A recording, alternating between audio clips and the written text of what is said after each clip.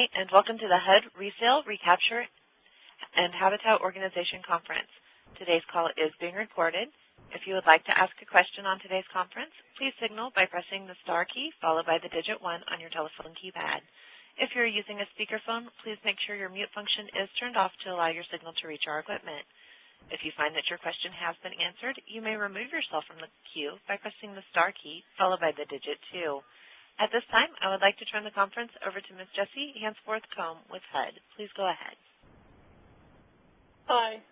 Welcome to one in a series of our HUD webinars on NSP issues. This one's on Resale, Recapture, and Habitat Organizations. And I'm not going to say much anymore. I'm just going to turn this over to our presenter. All right. Hi, guys. This is Marsha Tonkovich with ICF, and glad to have everybody with us this afternoon.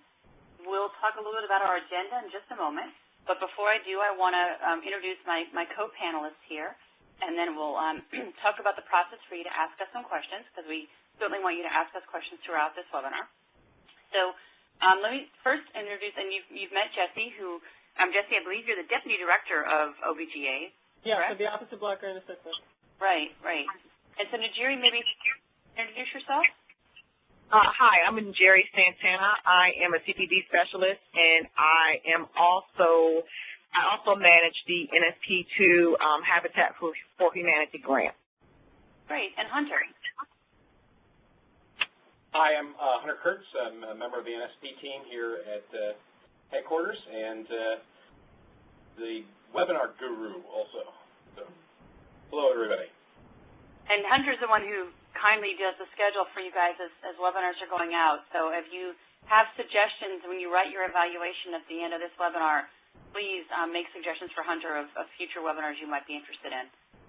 David? Hi, everyone. I'm David Noguera, and I function as the co-team leader for the NSP team. Terrific. And Tara?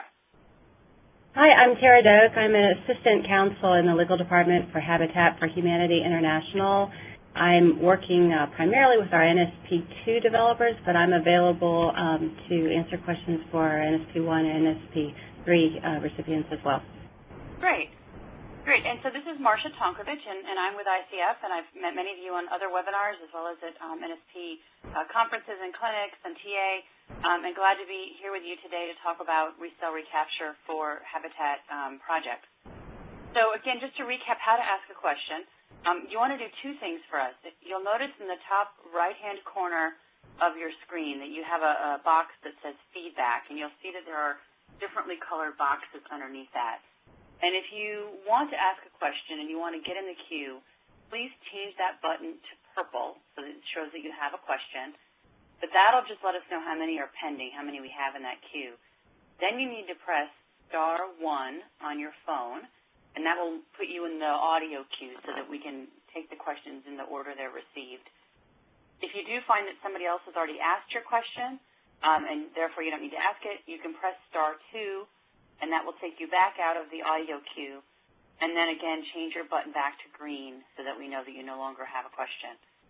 You also are permitted to write in questions as well. So if you look at the top of your screen on the live meeting, you'll see that there's a section that says Q&A, and you can go into the Q&A and you can send in questions that way if that's easier for you. We want to definitely encourage questions. This is a complicated, complex topic, and we want to make sure that everybody has a chance to talk it through and ask their questions. So that's how we're going to approach it. We talk about our agenda. So we're going to very quickly recap how Habitat typically develops NSP deals, and there are many different models out there for how it's done, so we're going to boil it down to some simple ones. We're then going to talk about how Resale and Recapture overlay with those Habitat projects, because there are some special things about the way Habitat finances and develops units, which is different than some of the other NSP developers. So we're going to talk about that and talk about how you then implement those requirements, some of the issues related to how you implement the recapture, how you record it, or the resale, all of the program income and some of those questions. So we'll cover that. The notes says we'll do the entire presentation, but we actually have a very long presentation. And some of the slides I'll probably go over briefly in the interest of time, but we wanted you to have them just for your own background information. So I probably will actually take a break in the middle of the slides, probably between Resale and Recapture, to take a chunk of questions. And then when we get to the end, we'll take more questions. So please feel free to queue up whenever you have one, or to go ahead and write it in when you have it. So let's begin by talking about how Habitat typically develops units under NSP. And again, as I said, there's many different ways of doing it. So there are two different sort of general paths that we're seeing for how Habitat interacts with NSP. First, we have a lot of state, local, county NSP recipients, whether it's 1, 2, or 3, who are, whether through local governments or directly, funding Habitat affiliates to go out there and develop units. Those Habitats who are working for that local government or via local government for a state may have been designated as either a subrecipient or a developer, depending on what job the Habitat is doing, what role they're playing, and depending on the policies and procedures of the local government. So we have some Habitats who are subrecipients, and we have some Habitats who are developers, and it does make a difference in some of what we're going to talk about today, and we'll try to pull that apart. I will give a heads up, I think, to the grantees who are out there that if your agreement with the Habitat is unclear about whether they are a developer or a subrecipient, it is important to clarify that because it does make a difference, as I said, in some of these things. And they can't really be both in the same project. You could have different projects or different jobs they're doing where sometimes they're a subrecipient and then in a different instance, a different project, they're a developer. But for the same deal, for the same project, where they're doing a specific singular role, they should be designated as either a subrecipient or a developer. So that's the first path, and again, it could be NSP 1, 2, or 3. The second path is that Habitat International has a national NSP2 grant provided by HUD, where the grantee is Habitat International itself, and Habitat is providing those NSP2 funds to its affiliates across the country as developers. So, Tara, just a quick word about your NSP2 grant, what you're doing with it. Yeah, actually, we have our Habitat affiliates that participate in that program were identified up front. So we have 7 Habitat affiliates who are receiving the NSP2 funds, and those are all treated as developers. We have a developer agreement between Habitat International and each of those 7. Terrific. And those 7 are located across the country, I understand? Yes, that's correct. Perfect. Okay. So that's the basic paths. And so the way that it typically works in a Habitat model, and again, there are lots of different ways it's been done, so this is just a general overview, is that NSP is used as a portion, but typically not all, of the construction financing for the deal. And then there's other construction financing that comes in, whether it's through the sweat equity of the buyer, whether it's donations, or other financing that's in the deal, Habitat itself, the money in the deal. And then once that's all done and the unit is constructed, the final unit has a 100% Habitat mortgage when the unit is sold to the low-income buyer. Some of those projects may or may not have closing cost assistance, and we'll talk a bit about some issues around that. But typically where the assistance comes into the buyer is that they're getting a zero-interest, affordable Habitat mortgage, which came about because NSP was a portion of that construction as well as other construction sources. So here we have an example, and I won't go through the details, but the point is to show that there's a mix of these construction sources. The house is sold at the value, and the Habitat mortgage is for 100% of value. And you'll see as we talk through this later that becomes an important aspect of looking at resale recapture. So we have a couple of questions that this webinar came about because Habitat had asked some questions of HUD about how resale recapture and how they do their mortgage. And so we sprinkled throughout this presentation some of those questions that we thought were important to share with everybody. So the first one has to do with leaning the property for more than it's worth. So as I mentioned, in many Habitat deals, Habitat places a 100% mortgage on the value of the home, on the sale price of the home. And so on top of that then would be closing costs for the project. And if the home buyer cannot afford the closing costs, the question is, could Habitat lend those closing costs and then lien that against the property in addition to the 100% mortgage that would already be being placed? And the answer is no. NSP has a very clear policy, and this is not just true for Habitat, this is actually true for all grantees, but it's particularly important here because of the 100% mortgage, that you cannot lien a property for more than it's worth. And so if the value of the property is $100,000 and you had a $100,000 Habitat mortgage and there was additional closing cost assistance, in my example here is $3,000, that $3,000 could not be additional debt on the property because you'd have 103% of value in your debt. So in order to address that, either you'd have to grant the closing costs so that there's no debt that's being leaned against the property, or reduce the first mortgage so that the sum of the debt does not exceed, in my example, the $100,000 worth of value. So, David, anything you want to add on that? Because I know this has been a big topic for many grantees, not just for Habitat. David or Jesse? Hey, we're actually having a wrangle about this. Okay. The deal is that the reason we answer this question that we don't want any property to have total debt that exceeds value is that there's a caution in the notice that we don't want basically seriously non-standard mortgages unless there's a really good reason for it. And I mean a really good reason for it, because most of these neighborhoods are not they're not rising yet and may not for some time. And most of the people that are getting homes don't need to step into a place that's already underwater. There's not a flat ban on this, but we will definitely look. If you lien a property and it has total debt that exceeds value, that's a major warning sign to us. That's you violating the warning in the notice that we don't want non-standard mortgages that are the kind of mortgages that got us in this mess in the first place, unless you have a very good reason. If you happen to, your NSP target area takes off and values are rising really, really rapidly and you want to have a piece of the upside and your buyer can handle it, we might possibly sort of go there. But this is an uncomfortable area, not one where we can give you a flat citation that it's a flat ban. We've also talked about the use of shared appreciation loans, which would help protect investments that exceed value that the Habitat affiliate may have made in carrying out the development. Right, that's a good point. There are other ways to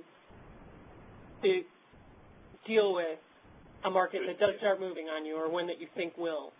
Yeah, and I think that's the point that John has made to focus on other webinars on this topic, is that there are other means of addressing rapid appreciation where you don't want to have a windfall, although obviously you want to return to that buyer, you don't want a windfall to that buyer. This is probably not the way to deal with that issue. And I think, Jesse, I think it would be fair to say that if someone wanted to try to lien a property for more than it was worth, they certainly should talk to their field office before proceeding.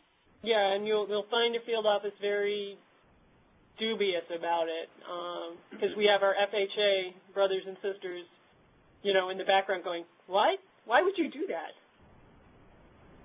Alrighty, so I think that's a really important point, because I know there's been some confusion about that out there.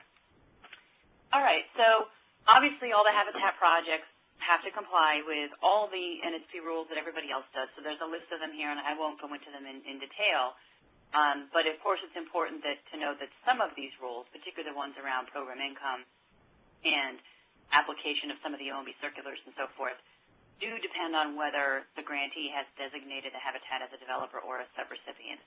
But regardless of that status, developer or subrecipient, the vast majority of the NSP rules will apply to the Habitat deal, just as it does for everybody else.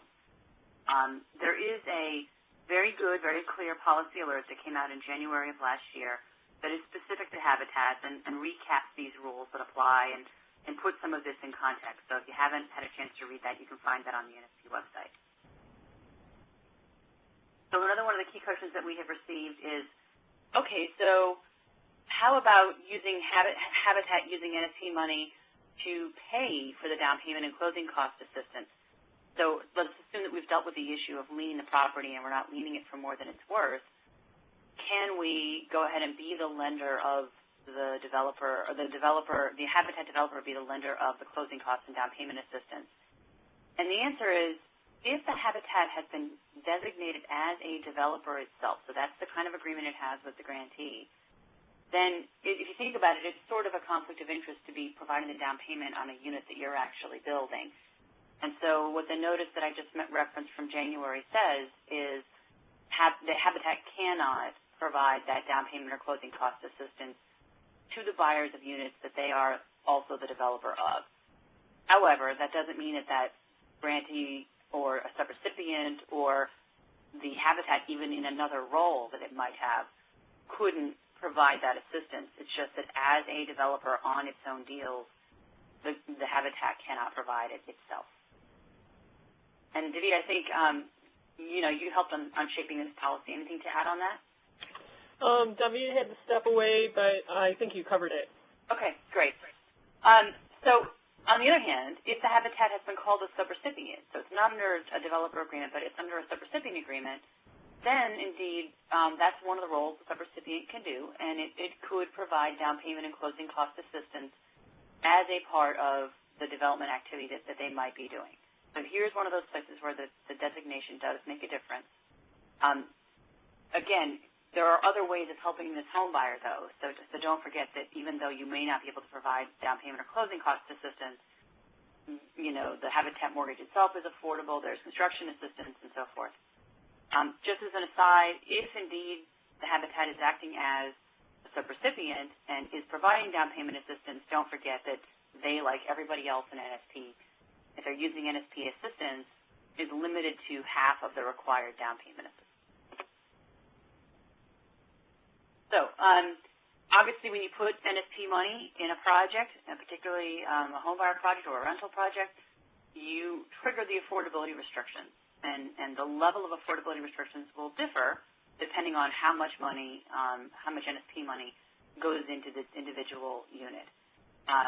One of the places where there was some confusion early on was that Habitat has its own affordability restrictions that it puts on all of the units that it finances. And so the question from some grantees was, well, is that sufficient? It might be, but for most grantees, they have defined their affordability restrictions as resale or recapture based upon the home model. So it's possible in some places where if there happened to be a Habitat restriction that was more restrictive than resale or recapture, and that was written in the action plan for the grantee, that could be used in lieu of resale or recapture, but it would have to be at least as restrictive as resale recapture. And from what we're seeing across the country, virtually everybody is using the home resale recapture restrictions as the basic way to go. Obviously, regardless of whichever model you use, there must be an affordability period if you've invested NSP money in that deal.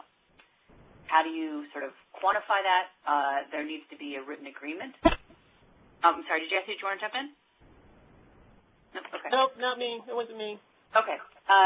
So there needs to be a written agreement between the home buyer and either the grantee, if the grantee wants to be a party to that agreement, or between the buyer and the Habitat, or both. It could be a three-party agreement. It could be two separate agreements. But we must have a written agreement with the buyer that spells out the expectations of the affordability period and what their duties are, what they can expect from the grantee or from the Habitat, and that enables the grantee to enforce these restrictions.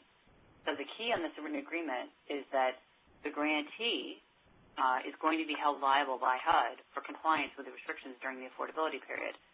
So if the written agreement is between the buyer and the habitat, and the grantee is not a party to that agreement, the grantee has to make sure that they are still able to enforce the restrictions, that there is some mechanism for them to do so if they're not a party to that agreement. Obviously, we could have much longer affordability periods, and many grantees have, in fact, adopted longer than the minimum. So one of the things that people do get confused about is the difference between the mortgage or the note or the financing mechanism and that written agreement that I just talked about. And it is important that they be separate documents, that the financing mechanism, the mortgage or deed of trust or promissory note, whatever it is, deals with the terms of the loan and how it's paid back and to whom it's paid back, and that might have some NSP clauses in it. But that's different from the compliance restrictions that are imposed on the home buyer, things like principal residence and whatever property standards the grantee may have chosen to impose, and the need to pay back the recaptured funds if it's recaptured, or the terms of resale if it's a resale restriction. And so there needs to be both a financial document, assuming there is a loan. There might not be a loan, but if there is a loan, that mortgage document, and a separate written agreement, whether between the habitat and the home buyer or the grantee and the home buyer or all three, a separate sort of compliance agreement, if you will. So the affordability period, as I mentioned, is indeed tied to the amount of assistance that's in the deal, the amount of NSP assistance. And I think everybody's seen this chart before. It's scaled, more assistance, longer affordability period. Notice one of the things that people do get confused about on this chart is there is for rental a slightly different version of this chart, which takes into account new construction and makes it 20 years. That new construction 20-year requirement is not for home buyers. That's only for rental. So if you did new construction with rental and you spent more than $40,000 of NSP money on the unit, you'd be 15 years as the minimum, although obviously, as I said, the grantee could choose to have a longer affordability period. So we know that there are many options for how to do the affordability period. Most grantees across the country have chosen the home rules as a safe harbor and have described those rules in their action plan. Anything else, any other alternate approach, would need to also be written in your action plan and would need to receive HUD approval. Again, most people are going to go with resale or recapture virtually all across the country, so we're going to focus on those two models. The key thing with either model is that the grantee has to decide for every single home buyer up front, at the time that they are ready to sell the home to the home buyer, and they're going to execute that agreement with the home buyer, whether they're going to do resale or recapture. It's not allowed to mix and match. So you can't have both together in the deal where you have both resale and recapture in the same unit, because obviously that would not be fair to the home buyer to ask them to comply with both. So the policies of the habitat or the policies of the grantee have to spell out, we're going to use resale, we're going to use recapture, or you might have different home buyers, some of whom get resale and some of whom get recapture, but you'd have to explain the circumstances under which home buyer group A is going to get resale and home buyer group B is going to get recapture. And typically when we see a program that, has both options, not in the same unit, but in different units, it's because they're doing different things with the program. So we see people who, for example, have a goal of trying to revitalize a neighborhood, and so they're going to use resale in that neighborhood. But they're doing citywide program where what they're providing is modest amounts of assistance, and so they're going to use recapture for that part of the program. So there needs to be a clear distinction about when they're using resale and when they're using recapture, and it shouldn't be buyer by buyer. It should be some programmatic difference, because obviously you don't want to get into the situation where you have some bias or perceived bias in your program. Now, again, key point before we jump into resale recapture is the idea behind recapture is that you're collecting money back from the individual home buyer. In other words, they have some debt that is owed back to the grantee or the habitat, and that direct subsidy is repaid if they were to sell it, or some portion of it, if they were to resell it during the affordability period. If you don't have a direct subsidy to the home buyer, then there's no way to do recapture, and the project must, or the unit must use resale. So it's important to know your financing mechanisms to know which of these options are possible. So we're going to start with resale because it's common for habitat projects, and then we'll move into recapture. And again, I'm going to move through these slides fairly quickly, and we'll take a chunk of questions after we talk about resale. So what is resale? The idea behind resale is that you have made this property affordable for the entire affordability period, and it will remain, that specific property will remain affordable and sold to another low-income person throughout that affordability period. So you're constraining the price of the unit to keep it affordable. You're constraining who can buy the unit during the affordability period. So it has to do with the unit itself and the price of the unit. It doesn't have anything to do with the benefit to the individual buyer or what kind of loan they got or anything, or recapturing money from them or anything like that. It has to do with constraining the sale of that unit during the affordability period. Now, one of the things that people have gotten confused about is they think, well, if I do resale, I can't have a mortgage because it's supposed to be about reselling the unit. Remember that financing is completely separate from resale recapture. So it is possible to have a resale restriction on a unit where we're going to constrain who can buy it and at what price they can buy it during the affordability period, and have a mortgage on the unit at whatever terms and conditions, deferred, forgivable, amortizing, whatever, that the home buyer is paying back and is generating program income if it's coming back to the grantee.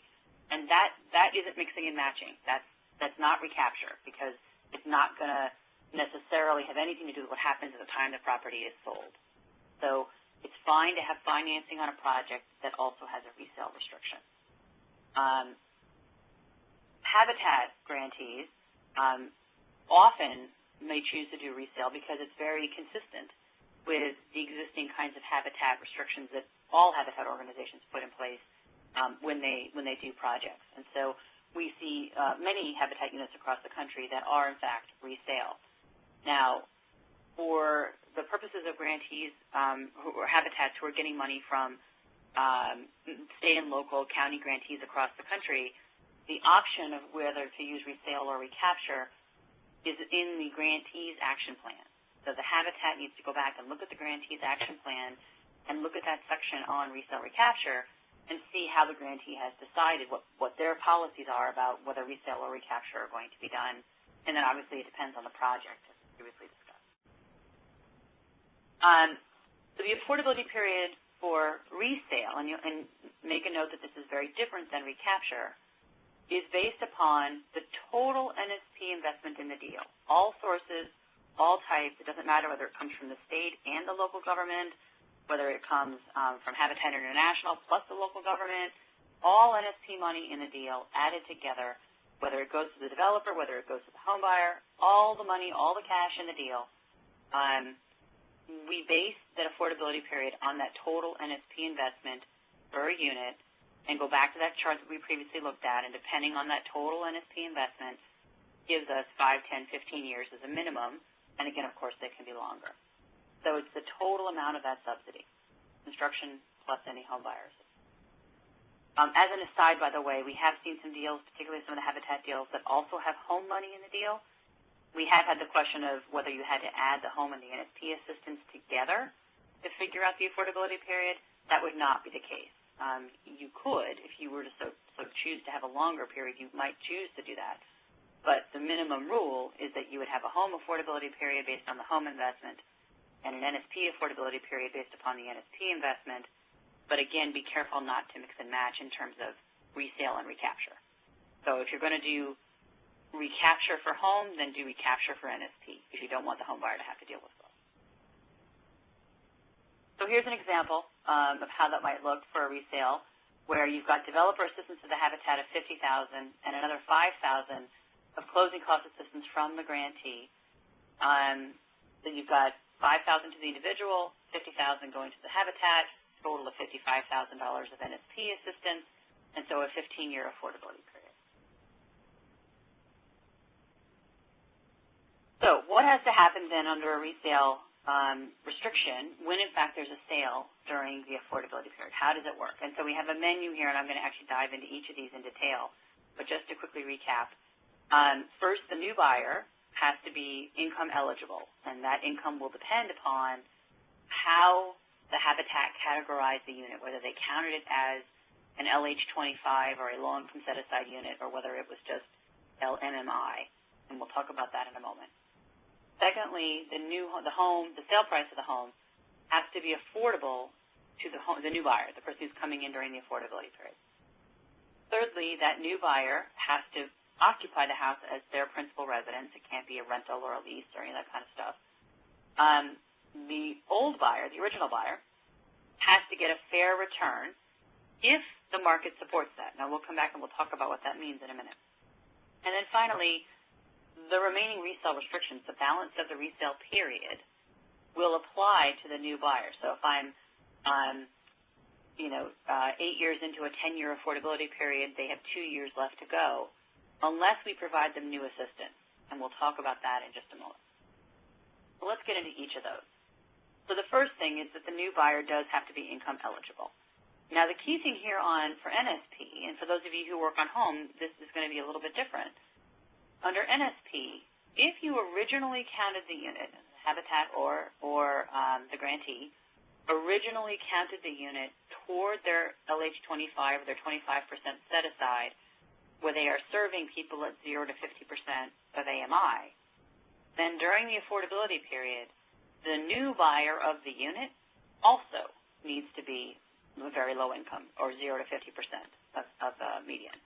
So if it's counted as a low-income unit, it has to stay as a low-income unit throughout the affordability period. If the unit was originally counted just as a regular LMMI unit, low-mod middle-income unit, then the new buyer could be up to 120% of AMI. So again, we're still restricting the income of the buyer. It's just capped at 120 instead of the 50, depending on how the unit was originally designated.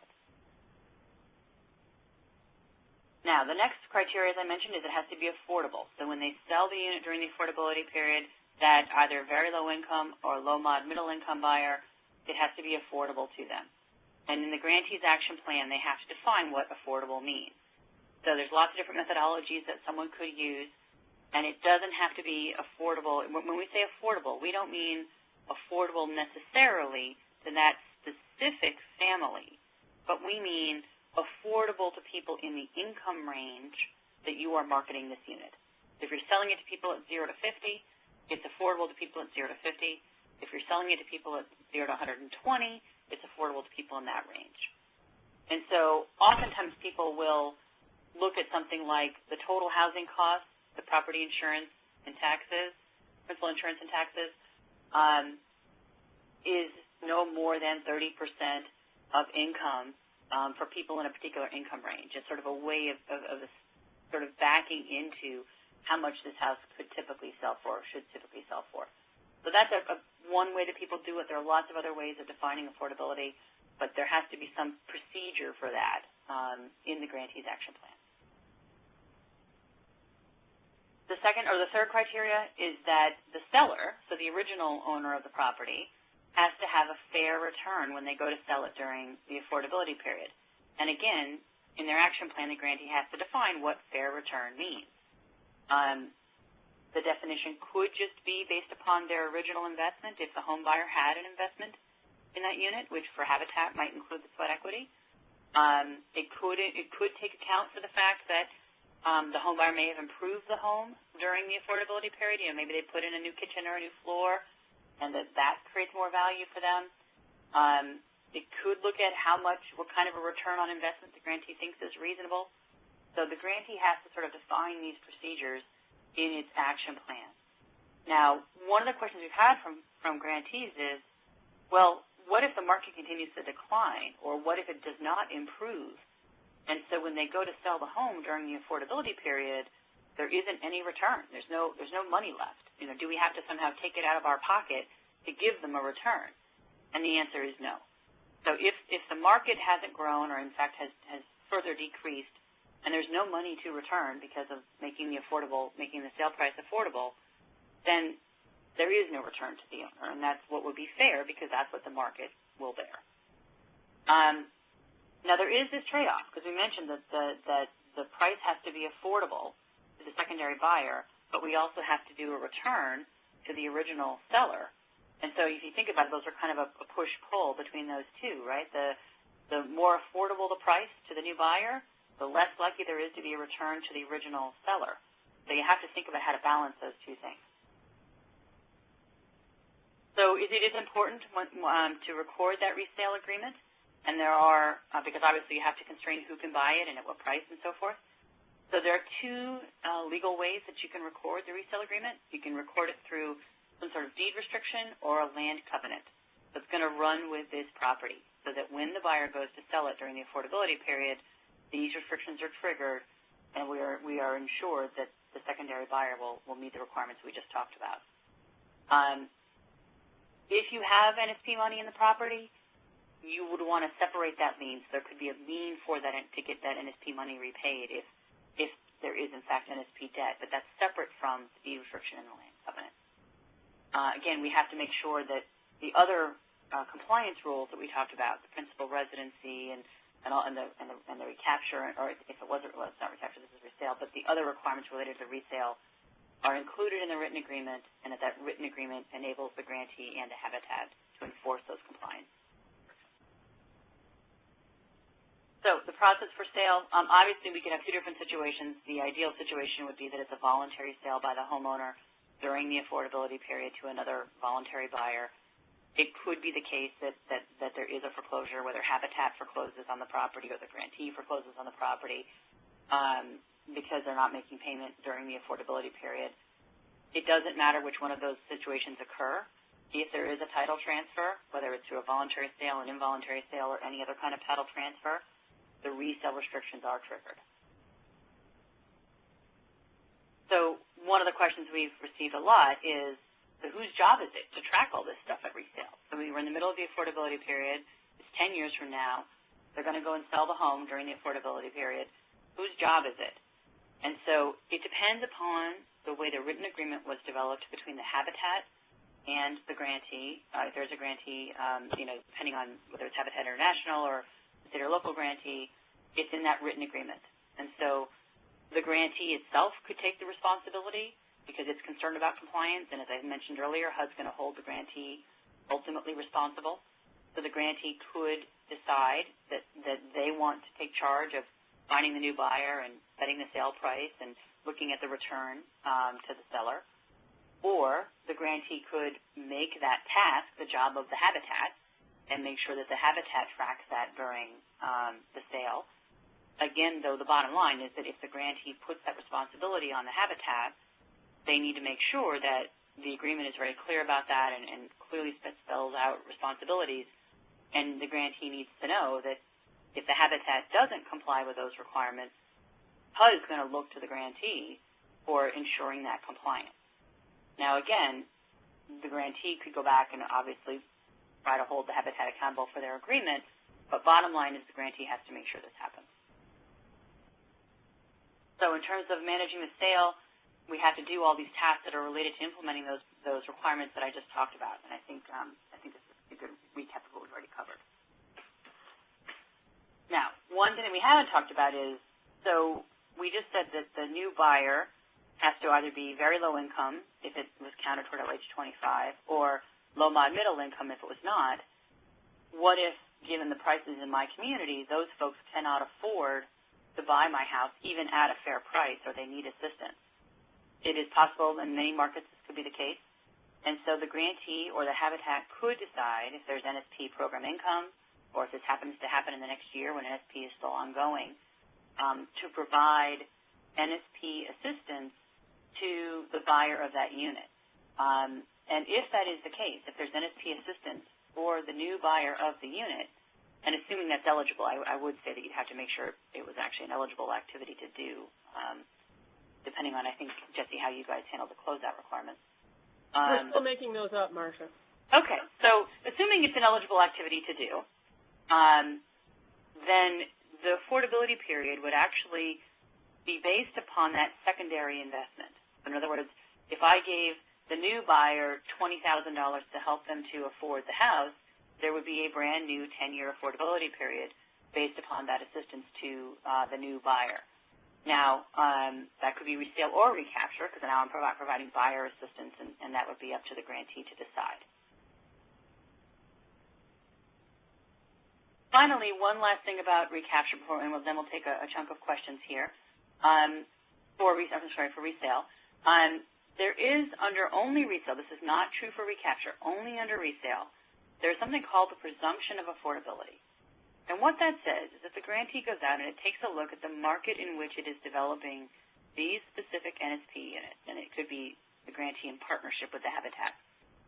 And it documents that the sale prices in this particular neighborhood, and we're not talking citywide, we're talking about in the target neighborhood where you're working, are affordable to the target income range of buyers and have been affordable historically, and you have to document that with census and other data to show that it was true, a market study that would show you that, in fact, this was affordable, that it's not trending up, that all the market data would indicate to you that for the foreseeable, and I would say the intermediate and even long-term future, this neighborhood is likely to remain affordable. If you can document that it's currently affordable and it will remain affordable, then you can have what's called a presumption of affordability. And that allows you to actually assume you have a resale, sort of like an implied resale restriction, and not have to go through all of the other resale things that we talked about. Again, this is only going to happen in those neighborhoods where you have documented evidence that it is affordable to low-income buyers throughout the period. Now, if you want to try this, and it does free up a lot of paperwork, it makes it administratively easier, the grantee would need to document it in its action plan or in partnership with the Habitat, but in the action plan, and HUD would have to approve it. So you'd have to have data that proves that, in fact, your market study shows that this is possible and that this is historically and likely to remain affordable. Now, if the market starts to change and that no longer is the case, for any new units you develop in that neighborhood, you wouldn't be able to use the presumption. All right, so with that, I think I see we have 13 written-in questions, and then I think we'll probably have some folks on the phone. So I'm going to take about 15 minutes of questions before we jump into recapture. So, Brandy, why don't you go ahead and do you have folks on the phone lined up? Yes, and as a reminder, if you do have a question, that is *1 on your touch-tone telephone. We will go first to Charles. Hi, Charles. Hi, this is Charles in the Miami affiliate. And I have a question concerning what I heard about that we cannot, as a developer, provide down payment or closing cost assistance. Mm-hmm. We have been asking our homeowners to come in with $1,500, and of their own funds? Of their own funds. Mm-hmm. And that doesn't even begin to cover even the prepaids for the insurance, for the garbage collection, for the transfer and recording fees. So what is the alternative if we can't provide down payment assistance or closing cost assistance? Just ask them for more money? Well, there's two alternatives. And for many of the buyers I know you guys deal with, that's probably not a possibility. I mean, you could obviously try that, but there are a couple of options. So option number one is that the grantee could provide that assistance. So you could go. You said you're in Miami? Yes. Yeah. So you could, whether it's Miami or Dade County or whichever jurisdiction you're working with, the buyer could go back to those programs, assuming they have a down payment or a closing cost program, and could receive assistance from the grantee for those very same costs, eligible costs within your units. It's just that you as a developer couldn't provide it. The second option, and David, I know that you have kind of talked about this with Tara and the folks at Habitat, is that there could be a separate agreement with the Habitat, a separate funding source, not the funding source for the development of this unit, but a separate program coming from, whether it comes from Habitat International, whether it comes from Miami-Dade County or whatever it is, where you are acting as a subrecipient for that program. Again, it's not the development. And under that subrecipient relationship, you are lending or granting down payment and closing cost assistance as a subrecipient. and you have a separate written agreement for that program. That program is described in the grantees action plan, and you sort of have two concurrent hats that you have on. You're the developer of the unit with that funding source and all of that, and then you're also the subrecipient running a down payment program. And I think I would ask David and Jesse this question. I think you'd have to make sure that program wasn't just for your units. It might be problematic if it was just for your unit. But that might be a possibility. David, you've thought about this. Did you want to jump in on that? I don't think it's problematic if it's just for their units. It's not a real sticking point for us the way it would be in home. Okay. So you guys would be okay if they had two separate agreements. One is the subrecipient doing down payment, and one is a developer doing development. Procedures about when they would go deep on the down payment assistance, or go in addition. Another way to do it is just not for closing costs, but for a down payment assistance, is just to define your down payment as the $1,500 they bring in. And not require anything additional down. Right. I mean, part of it is how you design your lending product. Right. And right. You, as the developer, have the flexibility to set the terms for the resale. So you could define it. You can set the down payment at $1,500 if that's what makes sense. Okay. And this is Tara. It does sound confusing because I thought that we, as the developer, could not provide closing cost assistance, and now I'm hearing that we can. So I'm still as lost as I was up front, but I'll let other people here at Habitat set me straight. You wouldn't be providing it as the developer. What you'd be providing it as is a subrecipient. But I thought that we were one of the seven. We were one of the seven, and we were definitely called a developer. But Habitat could choose, and I'll let Tara jump in here, to have a separate written agreement with you under a separate program where you are also a subrecipient providing down payment assistance. Oh, okay. Well, I'll let the people who are much more familiar with it then iron that out. And I'd also like to point out we're talking about using NSP funds for this to make a program work for your home buyers, Charles. I mean, you may have other funding sources. I mean, are you specifically talking about using NSP funds for the closing costs? Or you can still, correct me if I'm wrong, everyone at HUD, but there's nothing that prohibits the Habitat family from assisting their families in other ways, but, just not with NSP funds. Oh, okay. Well, that was what I needed to have cleared up. I thought it was That's exactly right, Tara. We're only talking about NSP funds here. Okay. Does that help? Yes, thanks. Okay, great. All right, so Brandy, our next question. And as a reminder, that is *1. If you do have a question, we will go next to Mary Margaret. Hi, Mary Margaret. Hi, this is Mary Margaret. I'm Innovative Network Concepts. I do design work. I'm applying for a grant for a home that we inherited. We inherited an area that my mom had donated. Actually, we still have to pay taxes on it. This is my thing. We've had to pay taxes on it. Surprisingly, we found out that there were things that done. My mother had already taken care of most of the taxes, but one of my sisters or one of my family didn't pay up to it.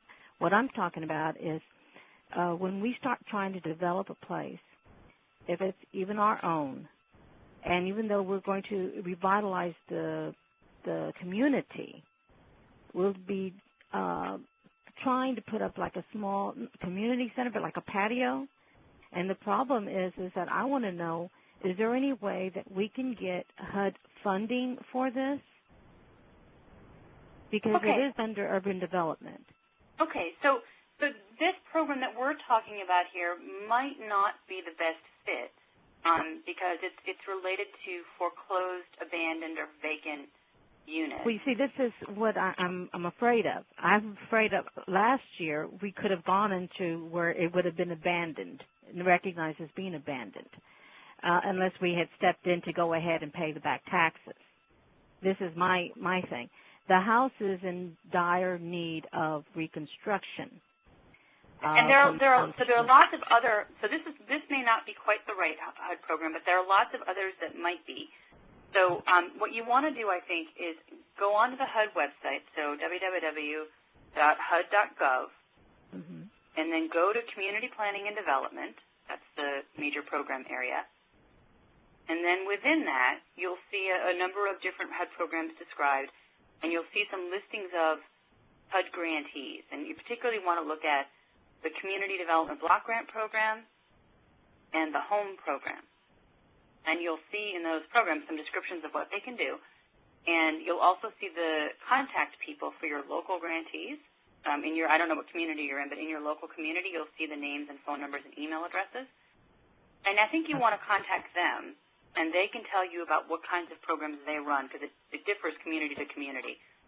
But specifically ask them about their CDBG program or their home program and whether they offer rehabilitation assistance. Well, they did, and they suggested I come on and check you guys. Okay, well, yeah, this probably might not be the right source, but again, I would send you back to your local grantee as the best place, because we at the national level can't tell for sure what resources you would have locally. HUD folks, anything else to add? No, we're still back wrangling a question before this. Okay. Thank you. All right. Next question, please, Brandy. And there are no further questions from the phone lines. Okay, so we have 17 written in. I'm going to try to go through and go through some of them. We probably won't get through all of them, and then I'll go into Recapture. So the next one comes from Ivor. How does down payment assistance play into this model? If the sale price is the same as value and the closing costs push it over, but the DPA brings it back down, will that work? So the key thing I think where you're getting at, Ivor, if I understand your question, is about this issue of the total debt. And so it depends upon what's happening with the closing cost assistance, whether it's a grant or whether it's a loan, and what happens with the closing cost assistance and whether that is a grant or a loan. So the bottom line for HUD, without, as Jesse said, sort of extraordinary measures, is that the total debt on the property, whether it's down payment debt, closing cost debt, mortgage debt, doesn't matter what proportion all those are in, the total debt cannot exceed the value. So, if you are able to give a down payment because you're acting as a subrecipient or because it's coming from the grantee, let's say, and you have a mortgage, that's totally fine, and you could even do closing cost, as long as the sum of all of those things doesn't exceed the value. So hopefully that answers the question, but if not, please feel free to write back in. The next question comes from Carl.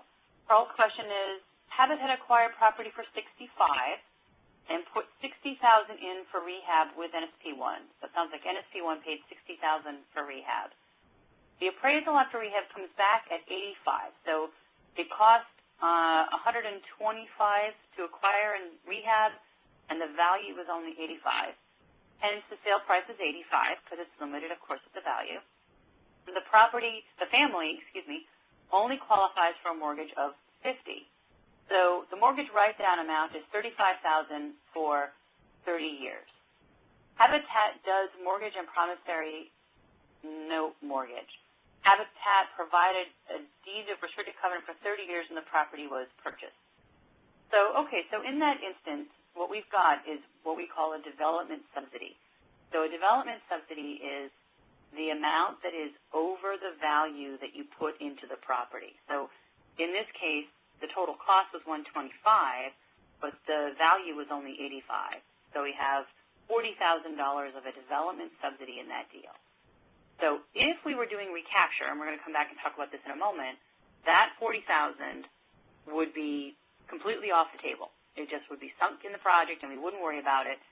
And for the purposes of NSP, we'd then only be dealing with the remaining, let's see how much NSP we have, $15,000 $20,000 of NSP funds that remained in the deal. And then we could also be looking at the write-down as well. So we're going to come back and talk about that more under recapture, so let's hang tight on that.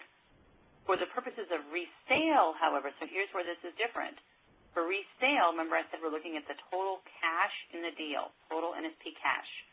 So in this example, we don't care about the write-down, we don't care about the value, none of that matters. What matters is that we put $60,000 of NSP money in this deal. And so because we put $60,000 under resale, we're going to have a 15-year affordability period. So So again, we'll come back and talk about this again when we talk about recapture. Okay, a couple more questions from Lynn.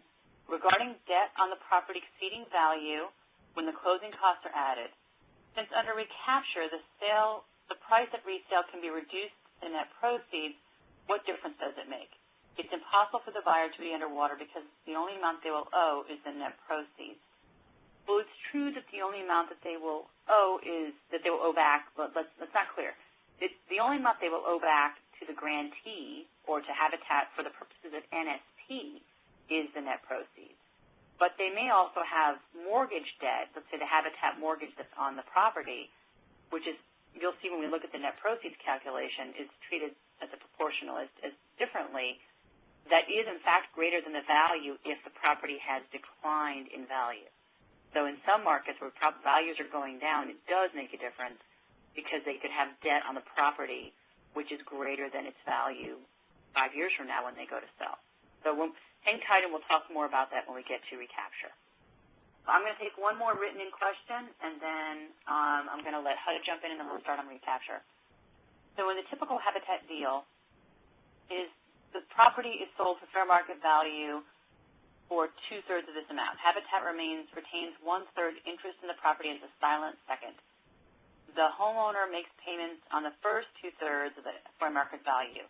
So my question is, as a developer, Habitat is prevented from providing the silent second? No, not at all. So Habitat can absolutely have a silent second. That's totally fine, as long as the sum of all the debt that we're talking about doesn't exceed the value. So it's fine to have the family only have to pay on the 2/3, and the 1/3 be a forgivable, deferred, silent second loan. There's no problem with that. The only issue is just making sure that when you add it all together, it doesn't exceed the value. Okay, so with that, I'll come back. I know we have a bunch more written-in questions, but I want to get through recapture. But HUD folks, you said you were talking through something. Is there anything to add before we move on? No, what we were doing is trying to look up the exact citation about so that we can tell people the limitation on what developers can do, because it's in an unusual place in the regs. If you're familiar with the Community Development Block Grant regs, it's in an underlying requirement that's based on the CDBG law, and the regulatory citation is 570.200F. And what it talks about is the means that our grantees can use to carry out activities. And it basically is a list of the recipient, subrecipient, contractors, the ways they can carry out activities. And developers are not on that list. And that's why we can't go there. We have a regulatory limitation that's not related to the eligibility of down payment assistance, but it's related to how grantees are allowed to carry out activities. And we haven't explained that. Again, I want to read more about this. That notice from January of 2011 that I mentioned goes into this in more detail. Right. Okay, so let me jump into recapture then. So recapture, unlike resale, which dealt with constraining the sale price of the home and who you can sell it to, recapture focuses on the money, and it says we have some sort of debt, some sort of lien that has been direct assistance to the buyer, so it was lent to them in some form or other, and we'll talk about how that can happen. And when they go to sell the house, we are going to get some amount of money back, and that we could be the Habitat or it could be going back to the grantee itself. And that money coming back, those recaptured funds, are going to then be reused for another eligible activity. It could be more home ownership. If it comes back to the grantee, it could be some other eligible activity. But the idea is that we're getting the money back, and when we get the money back, we've reused it for something else, and that original unit that had the recapture provision on it no longer has any constraint. So we don't constrain who we can sell it to. We don't constrain how much we can sell it for. What we constrain is the money that comes back out of the sale, the proceeds of that sale, the proportion that is attributable to NSP, what we can do, what the grantee can do, what the Habitat can do with that money. And so if there's NSP money in this deal, and there was a direct benefit to the home buyer, such that there's some sort of debt for that home buyer, then we can do recapture. As I mentioned earlier, because the recapture model is about this idea of repaying money, we can't do recapture if there's no amount of money that's owed back from the home buyer that's attributable to NSP. So it's important to know that in that instance you have to go with resale. And so some of those conversations we've been having with Tara and the folks at Habitat is, given the various ways that Habitat funds projects, how do we ensure, if we want to be able to do recapture, how do we ensure that there is that debt, that NSP debt, so that we can know what to recapture? So we're going to talk through that in the context of Habitat. Now, for those of you guys who are on the phone who are doing resale recapture in general, know that the next several slides are going to be specific to how to make recapture work in a Habitat scenario. It may be slightly different in non-Habitat scenarios. So, as I mentioned, you can only use recapture when there's a direct subsidy to the home buyer, and if you do a pure grant, in other words, it has no repayment provision, then you have to go with resale. So the affordability period for recapture is based upon the total direct subsidy or direct assistance to the individual buyer. So it's not necessarily how much total NSP money went in the deal. It has to do with how much of that assistance flowed through to the buyer or remained with the buyer. So that could be a first mortgage, it could be a second mortgage, it could be closing costs or down payment assistance if that were lent to the buyer. It could be a market write-down if you sold it below market, is one of the questions that wrote in, and we will talk about that example. So it's the sum of all of that direct benefit to the buyer. And so when we figure out the affordability period under recapture, we add together any loans that we made to the buyer, first mortgage, second mortgage, whatever, and any market write-down where the value of the property was, let's say, 100, and we purposely sold it at 50 because that's all they could afford, and we are going to take a note for that $50,000 difference, again, creating debt. The sum of all of that is what's used to determine the affordability period. Now, what we don't use to determine the affordability period is the development subsidy. So earlier I talked about this concept, and I think we had a question that came in that said the total development cost of the property was $120,000, but when it came time to sell the house, the value was only $80 or $85 or whatever that was. So there was a $40,000 gap between what it cost to build the house and what it was worth when it was time to sell it. That $40,000 difference is a development subsidy. In other words, a subsidy to the developer, in this case Habitat, to get them to be willing to build this unit. But they're never going to get that back because it doesn't flow through to the buyer. It doesn't. They're not getting. The buyer's not getting any benefit from that, except of course they get the house. But it's not part of the debt to the buyer. And so that $40,000 that went to help create the house that's above and beyond the value is called the development subsidy and is not considered in part of the affordability period. So let's look at an example of that. So let's say we had a house that cost $160,000 to build, and the value at the end of the day was only $130,000. In my example here, we have a $30,000 development subsidy, and that $30,000 would not be considered when we're looking at what is the affordability period under recapture. So here's the basic formula that kind of recaps what I just said. When we look at how much is subject to recapture, we're going to look at, did we write down the value? Did we sell the house at below market value and take a note? That's the key. There has to be debt, remember. So did we take a note for that market reduction? Plus, any other direct subsidy provided to the home buyer, again, first mortgage, second mortgage, whatever it might be, the sum of all of those notes, the sum of that lending to the buyer, is the amount that is, quote, subject to recapture, and we base the affordability period on that amount.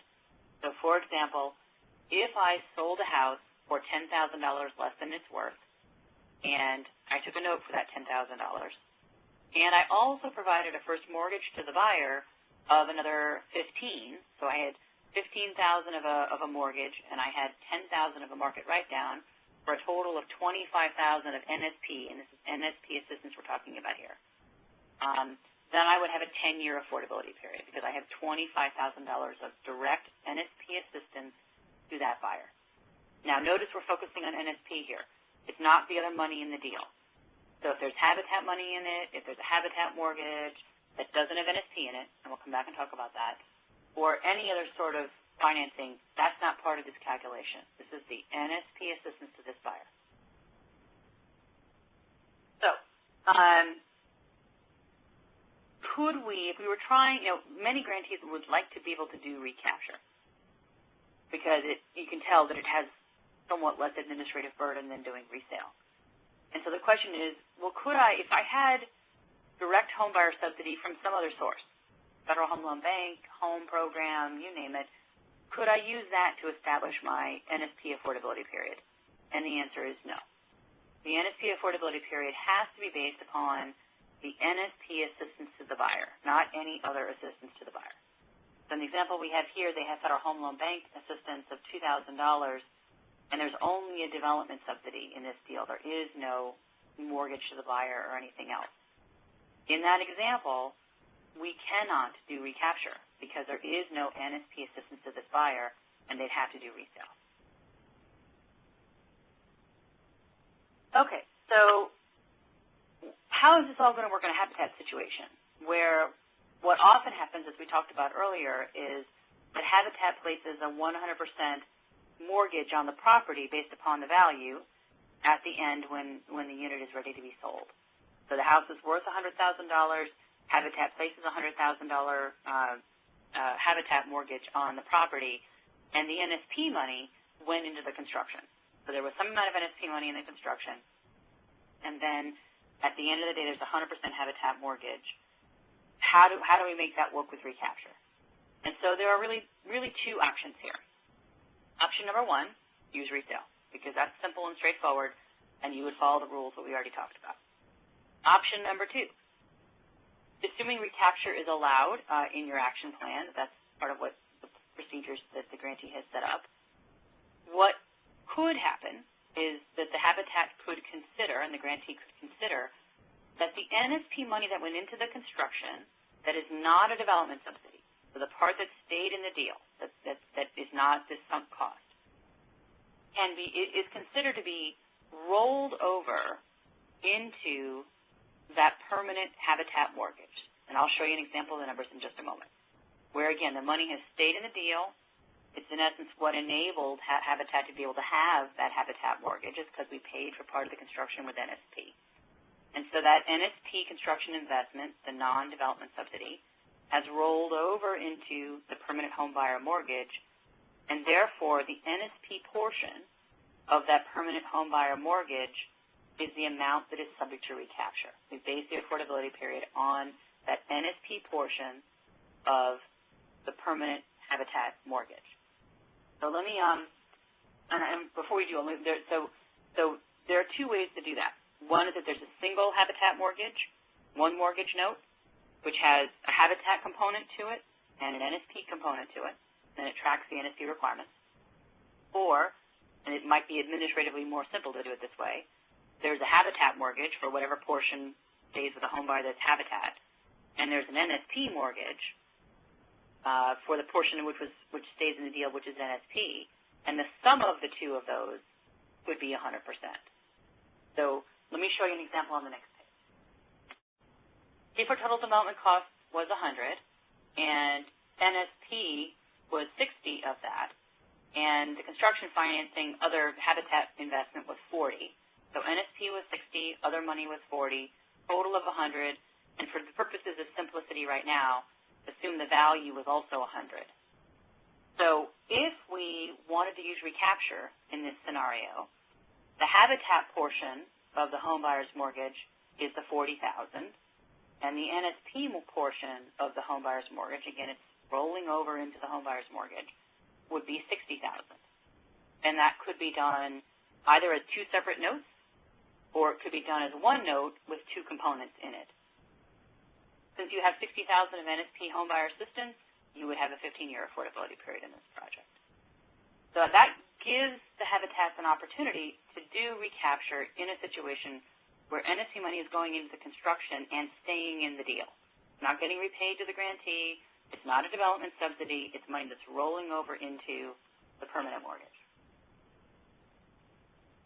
Okay, now what if closing costs were paid for? Remember, we talked about the fact that the grantee or the habitat as a subrecipient would pay for closing costs. So it's the same exact deal, but now we have $3,000 of NSP closing cost assistance in addition.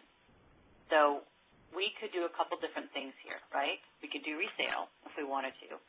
If we wanted to use recapture, the habitat mortgage would still stay at 40, but now the NSP portion, the total of the NSP portion, can't exceed, right, the $60,000, right, because it can't exceed the total value of the property. And so NSP homebuyer mortgage would now be 57. The closing cost loan would be 3, so the total of 60 still in the deal, and still we have a total of 60 NSP, 40 habitat. We're not exceeding the value. So we'd have a 15-year affordability period. So the key point here is that we can't exceed the value of the property with the total debt. And therefore, if we want to pay for closing costs, we have to reduce the amount of the NSP mortgage or the amount of the habitat mortgage, either one, so that the sum of the debt does not exceed the value.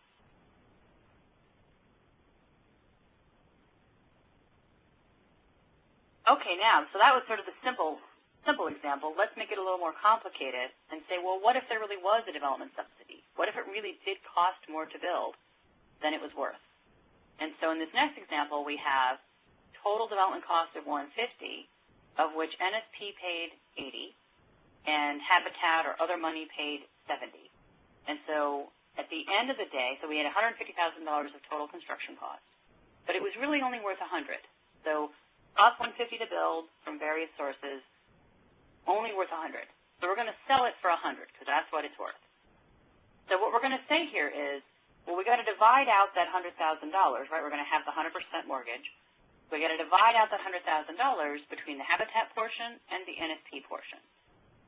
And so if the grantee and the habitat explicitly put it in their agreement that NSP is going to be used for development subsidy as well as some construction subsidy, then what you could do is you could say habitat put in 70 of the other financing, and NSP really paid predominantly for the development subsidy. It paid $50,000 of the total NSP investment of $80,000 as a development subsidy. Thus, the only amount that remained in for the owner, that remained in the deal, was that $30,000. So again, Habitat put in 70, that rolls over into their mortgage. NSP put in a total of 80, but of that 80, 50,000 paid those excess development costs, those ones above the value, and 30 remained in the deal for this buyer, again for the total of 100,000. And so we would base our NSP affordability period and our amount subject to recapture on the 30,000 that rolled over to the home buyer in the first mortgage, in the mortgage. Before I move on, anybody from HUD or Tara, any comments on that? I know it's a complicated concept. I don't know if there's anything else that we should add on it. No, I thought that was a really good explanation, but I'm curious to see what the questions are. Okay, so we'll get through these fairly quickly and start taking some questions. So how do you record the recapture agreement? This is a little bit different than resale because it doesn't have that issue of having to sell it to another buyer at a specific price. So you can record it via promissory note or lien. We do recommend, however, that you consider using a land covenant or a deed restriction only because it gives a flag to the habitat or the grantee at the time of sale. It's a little more security for you that you'll know you'll be involved. Even, if you have debt on the property, you should be notified as a lien holder, but we all know that doesn't always work out. So the land covenant deed restriction is a little more security in terms of making sure you know that a sales transaction is going to occur. Bottom line is that regardless of how you record this, the grantee or the habitat or both have to be able to enforce the agreement and enforce the recapture of the funds when the sale occurs. So again, just like there was for resale, we could have two different kinds of sales. We could have a voluntary sale that the home buyer has chosen to sell during the affordability period, or we could have a foreclosure that occurs. Again, it doesn't matter which one of those happens. If there's a title transfer, you have to deal with recapture. Now, it might be that in a foreclosure situation, once you calculate the net proceeds, and we'll look at that calculation next, there isn't anything to recapture. It may be that in a foreclosure situation when the lender or the courts take over the property and they go to sell it, that there's nothing left to pay you back. And if that's the case, then under a recapture scenario, the grantee doesn't owe or the habitat doesn't owe anything back to HUD because the net proceeds are zero. And so we'll come back and we'll talk about that next. So in order to figure out when you go to sale, so you're during the affordability period now, and the original buyer is going to sell to a secondary buyer, we have to know how much we're going to recapture, how much money is going to come back. And so we have to look at a couple of different things. One is, what was the original amount that was subject to recapture, and we did those calculations that we just looked at. And number two, how much is left on this property when we go to sell it? In other words, once we pay off all the other debt on the property and we pay the closing costs for this seller for part of this transaction during the affordability period, what amount is left over to divvy up? And so that amount that's left over is called net proceeds. And the reason why that exists is because we do have a number of situations where once you pay off all that other stuff, there's nothing left. And so there's no way to repay the NSP program because the property has depreciated. And so net proceeds protects you. It protects you from having to dip into your pocket to pay back that extra money. So as the example here is, if you originally put an NSP $20,000 in this deal, but the property has declined in value, and so there's only $7,000 in net proceeds after everybody else is paid off. The amount that is the maximum amount that would be owed back would be $7,000 because there isn't any more to pay back. Okay, so if you look at the previous formula on this page, you'll see that the way the formula works is it says net proceeds, right, this amount left over, is defined as the sale price, again, during the affordability period, minus superior non-NSP debt. So that's debt that's liened on the property in front of and ahead of the NSP debt, minus the seller's closing costs. So that's the formula. So then the question is, okay, well, what if I only have one habitat mortgage? So remember I talked about the options of having a habitat first and then an NSP second, which is a little cleaner and easier, or having one mortgage, which has a habitat component and an NSP component that's being tracked.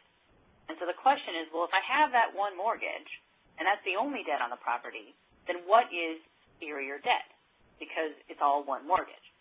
And so the answer is that you have to use if that's the way you're going to set it up, then you have to use a proportional approach to looking at net proceeds. So, example, originally when we looked at the financing, NSP was $60,000 of the home buyer assistance, and in this example, Habitat was $40,000. So we had $100,000 of home buyer assistance, a $100,000 mortgage, 60 of it was attributable to NSP, 40 of it was attributable to Habitat. So we had a 60-40% split, right? 60% NSP, 40% Habitat.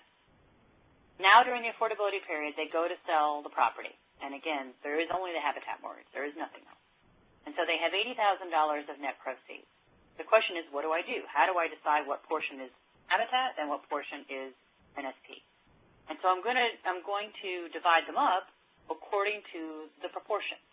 So 60% of the home buyer assistance was NSP. So therefore, 60% of the net proceeds, or in my example, $48,000, are roughly attributable to NSP. Now, we're going to talk about how much you actually get back of that $48,000. But our portion of the net proceeds, again, because we put 60% in this home buyer assistance, is 60% of $80,000 in this example, or $48,000. Now, again, we're going to have options for whether we really get back all that $48,000, but that's the starting point. So here are those options. What the rules say is that there are lots of different ways that the grantee can decide in the Habitat in partnership how to divvy up those net proceeds. How much is really going to come back. And there's some flexibility about whether or not the grantee or the Habitat is really going to get back everything owed to them. They can structure the net proceeds, they can structure the recapture agreement to do things like forgive that assistance over time. Let me quickly walk you through the 4 options, and then we'll do some examples of them. So the first option is I'm going to recapture the full amount of the NSP subsidy, assuming that there's enough money available to do that. So I call that grantee gets paid first. In other words, we get our money first out of the net proceeds, and then whatever's left over can go to the home buyer. The second option is I can forgive the amount of NSP assistance on a pro rata basis over the affordability period. So if I had $20,000 in a 10-year affordability period, I could forgive $2,000 of NSP assistance every year. So depending on how long they stayed, the more gets forgiven. Number 3, we could agree to proportionately share in those net proceeds. And so if the home buyer, and this is proportionally shared between the home buyer and NSP. So the home buyer, if they put in, 10% of the initial development, their down payment, whatever they might have paid, and NSP put in 90%, then NSP can take 90% of the net proceeds, and the home buyer would get 10% of the net proceeds. So we could share proportionately. The fourth option is we could let the buyer get their investment paid first. So of the net proceeds, we pay back the buyer their down payment, any investment in the property, however we've defined this, and we, the grantee or Habitat, get the balance of what's left over after we've paid back the buyer. So in the policies and procedures for the grantee and therefore for the Habitat and in the action plan, we have to spell out which of these 4 options or some combination of these 4 options we're going to use if we're going to do recapture. Now, David mentioned earlier there's also a concept called shared appreciation. And what shared appreciation says is I'm going to divvy up the net proceeds under whichever one of these 4 models I've chosen. And then, if the property is actually appreciated in value, we're going to share, we the grantee are going to get some portion of that appreciation. And so you can combine shared appreciation with any one of those 4 models. And the idea is to, if there's a windfall, if the property has doubled in value and the owner would be getting a huge windfall from that sale, that some of it would come back to the NSP program, whether via the Habitat or directly to the grantee, to be reused for other home buyers. So we're going to go through each of the 4 models and talk about some quick examples of how you calculate the net proceeds and how much is recaptured, and then we'll take questions. So this example, we have NSP home buyer assistance of 30. In other words, that's how much flowed through construction assistance of some type to the Habitat, and 30,000 stayed in this deal for this home buyer. Habitat had 120 that was in the mortgage for the home buyer, so a total of $150,000 Habitat NSP mortgage. Therefore, if you take 30 into 120, that's 20% of the total portion of the debt. In other words, 20% of the mortgage is attributable to NSP. In this example, the owner had $10,000 of their own money that went into this. And we've chosen the first option, which is that the grantee or the Habitat gets paid first. The home buyer is going to go sell in year 6, so they're during their affordability period, and the sale price is $145. So his price has actually gone down a little bit, and they have closing costs of $5,000. So how much are we going to get back in terms of recaptured funds? So we had $145,000 as our sale price and $5,000 as our closing cost. So we have $140,000 of net proceeds. And again, remember that we don't have any superior debt here because we just have one mortgage. And so we have to say, okay, well, how much of that one combined Habitat NSP mortgage is really NSP? And so we said it was 20%. So therefore, 20% of the net proceeds, or in this example, $28,000, is attributable to NSP. Now notice that that's smaller than our original NSP investment. We originally put in 30. But we're only getting 28 back. And that's because this property has actually declined in value. And so the question is, how much does the grantee get to recover or the Habitat get to recover? And the answer is $28,000, right? The NSP portion of the net proceeds would be considered to be recaptured funds. And what that means is that $28,000 that comes back to the grantee or to the Habitat would have to be reused for another eligible NSP activity of some type or other. following all the NSP rules. So the Habitat would get its mortgage repaid, again, assuming the net proceeds permitted it. The owner would get back whatever is left over. So the $140,000 minus the $28,000 that they had to pay back for NSP, minus whatever they owe for Habitat, and that balance that's left is what the owner would get as a return, which in this example is probably zero, given that the property has declined. So that's the first option. The second option is then this idea of forgiving some of the NSP debt over time. So again, same facts, $30,000 homebuyer assistance of NSP, $120,000 of Habitat, combined $150,000 mortgage, which therefore is 20% NSP. And we've agreed to forgive it at 10% per year. And they're going to sell it at the end of the 6th year. So again, our net proceeds is $170,000 in this example, right? We sold it for $175,000, so $170,000 of net proceeds, which 20% of which is attributable to NSP, so that's $34,000. So that should be enough to pay us back. That's more than what we put in, and we only put in $30,000. Then we say, okay, but I was willing to forgive some of that $30,000 over time. And so we said, okay, well, we're going to forgive $3,000 per year. They were there for 6 years. So we're going to forgive $18,000. So if we put in 30, we've forgiven 18, we, NSP, are going to get back 12 as part of our amount subject to recapture. The owner is going to get the $170,000 of net proceeds minus the $12,000 they have to pay back for NSP, and then minus whatever is left on the Habitat mortgage. Okay, the third option is when we're going to share whatever the sale price is, whatever the net proceeds are. We're going to share them proportionately.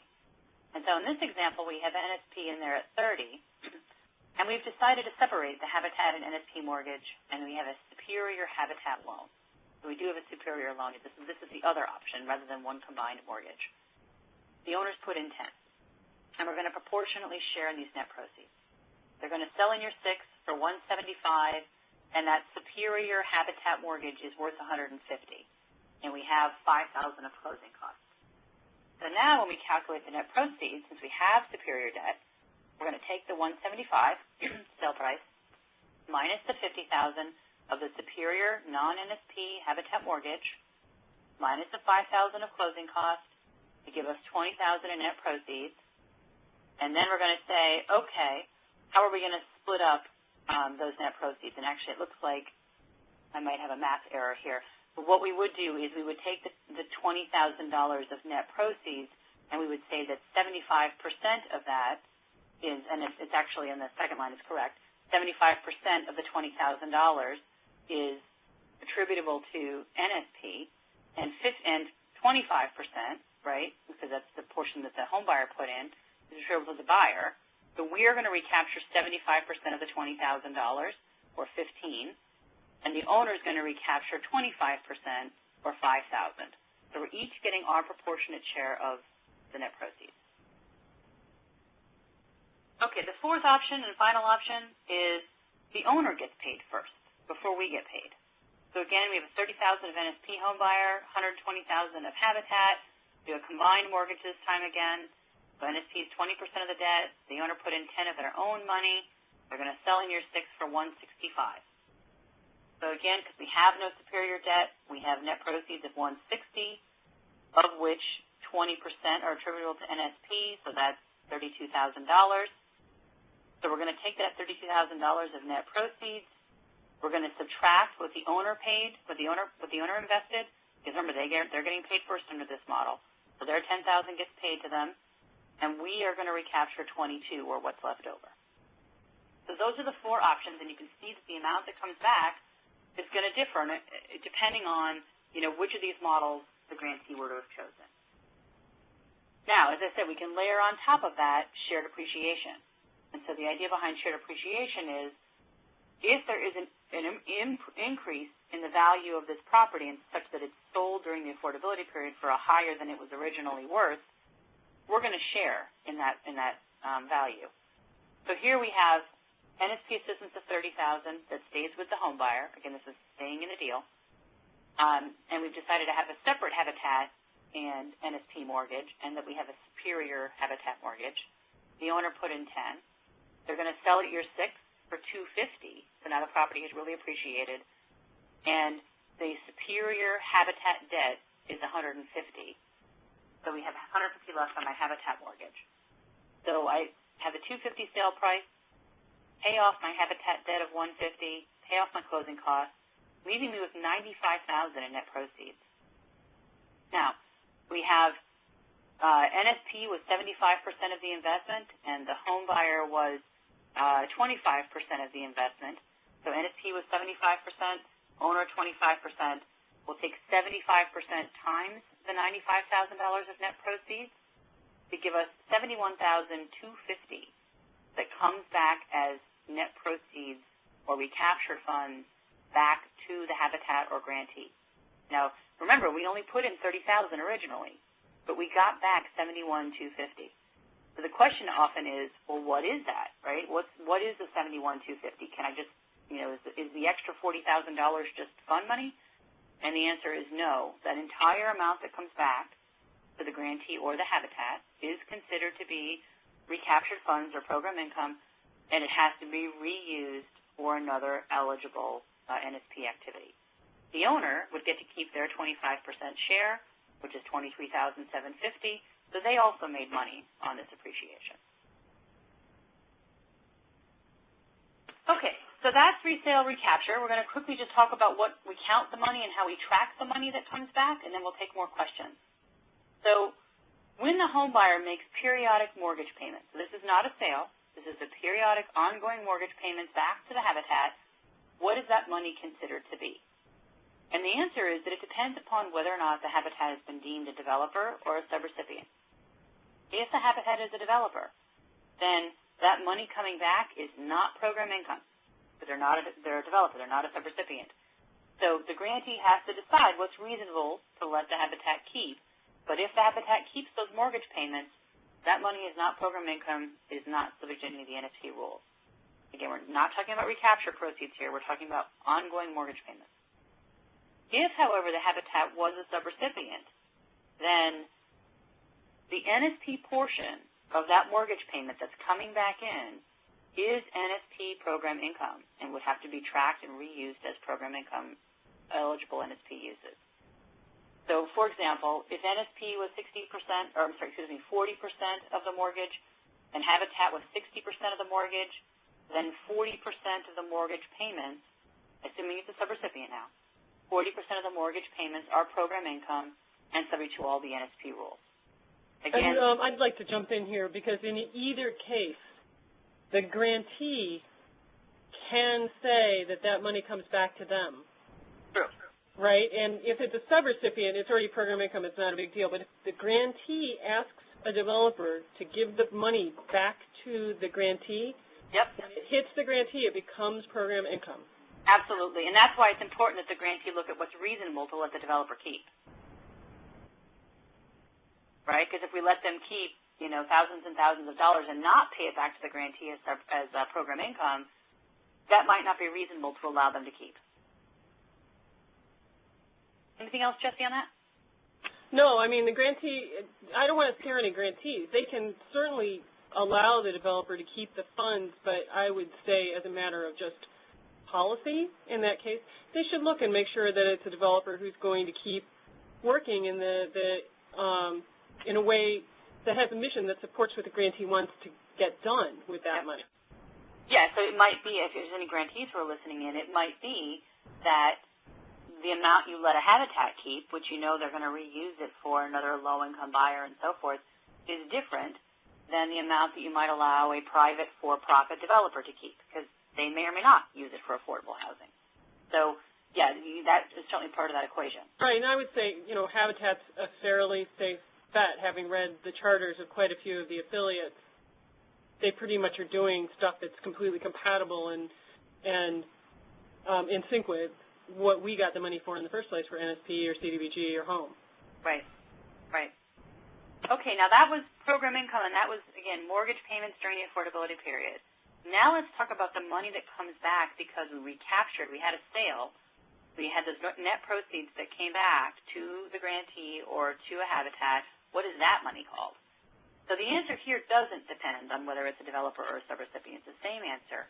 which is that recaptured funds, whether you're getting it back to a habitat or whether it's coming back to a grantee or back to a subrecipient, those recaptured funds do have to be reused for another NSP-eligible use.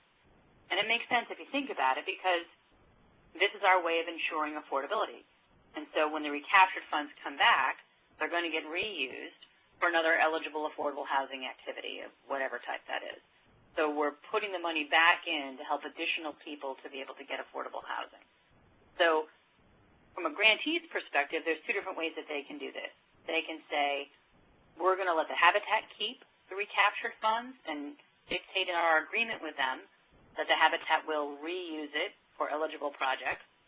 Or we, the grantee, could say in our written agreement, we want those recaptured funds to come back to the grantee, and we, the grantee, will decide how to reuse them in an eligible way. Whichever model is chosen, there has to be an accounting and a tracking of what recaptured funds were received and how they were used. So it's therefore, given all of that, it's very important that there be an explicit agreement between and written agreement between the habitat and the grantee that spells out, are they a subrecipient or a developer? Because again, we've talked about how that makes a difference in certain cases. What happens to the program income if in fact they're a subrecipient, who gets to keep it? What's going to happen to those net proceeds if it's a recapture situation? Who gets to keep it? How is it going to be reused? Who's going to track it? And how is it going to get reported? All of that should be spelled out in that written agreement. So with that, here's some key links for other information. But before we jump into concluding, I'd like to take a few more questions. So I think we have 20 minutes, and we can stay on a little bit longer if we need to. Brandy, can we take some more questions on the phone? Yes, and as a reminder, that is *1. If you do have a question, we will go to Rudy. Hi, Rudy. Hi. Our mortgage structure is a little bit different where we don't offer a habitat first, and what we're doing is conventional financing on a first senior lead. I guess my question is kind of twofold.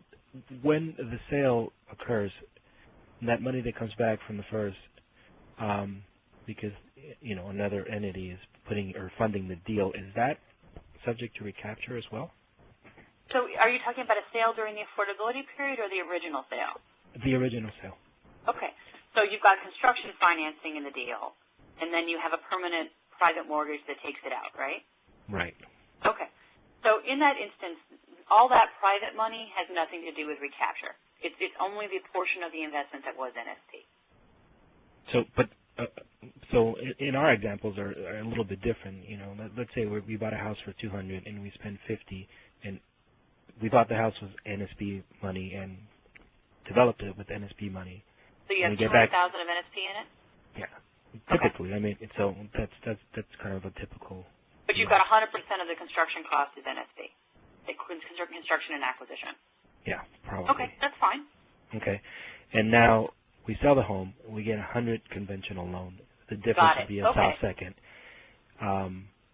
And the difference would be a soft second, and typically the house sells for a little bit less than what we spent in getting the house, developed. So that's a different scenario, because what happens in that case is that the private loan that's coming in at the back end is paying back the NSP money in it, and that's, right? Yeah. Because you're getting the proceeds of that private loan, and it might not be all, if it costs $200,000 to build it and you can only sell it for $150,000, you've got a $50,000 development subsidy, right?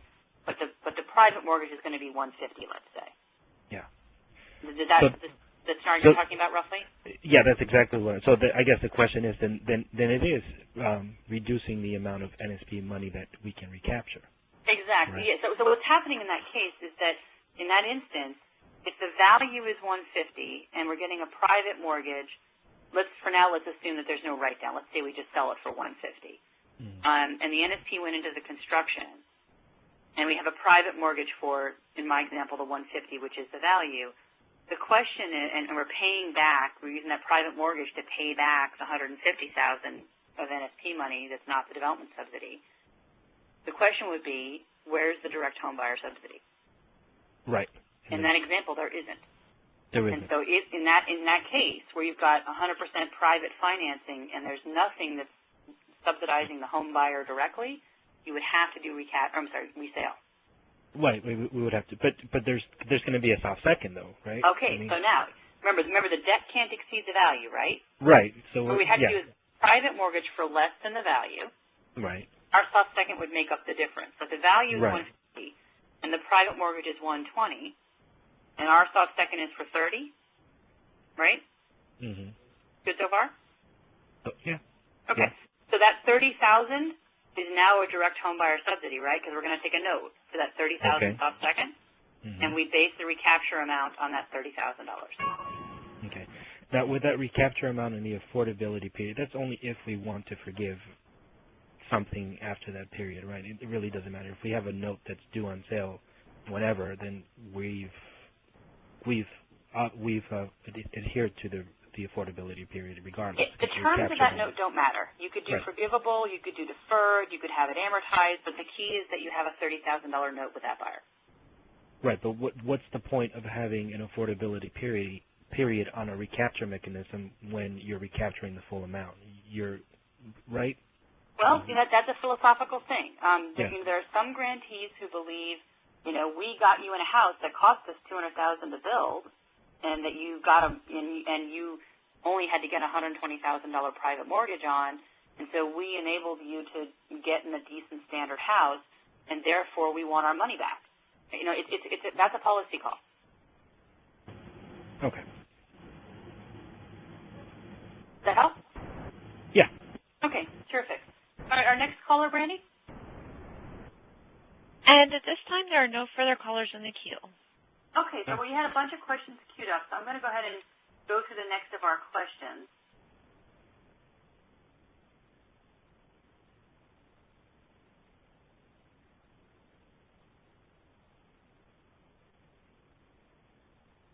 I'm just getting back to where we were. Okay, so the next question is from Sandra. If a Habitat affiliate as a developer has already provided down payment or closing cost assistance with NSP1, what, if any, corrective action should be taken? I'm going to turn that one over to David and Jesse. I would say that one of my favorite things to do in such a case is confess and ask for assistance. What we would want to do is we need to know about it.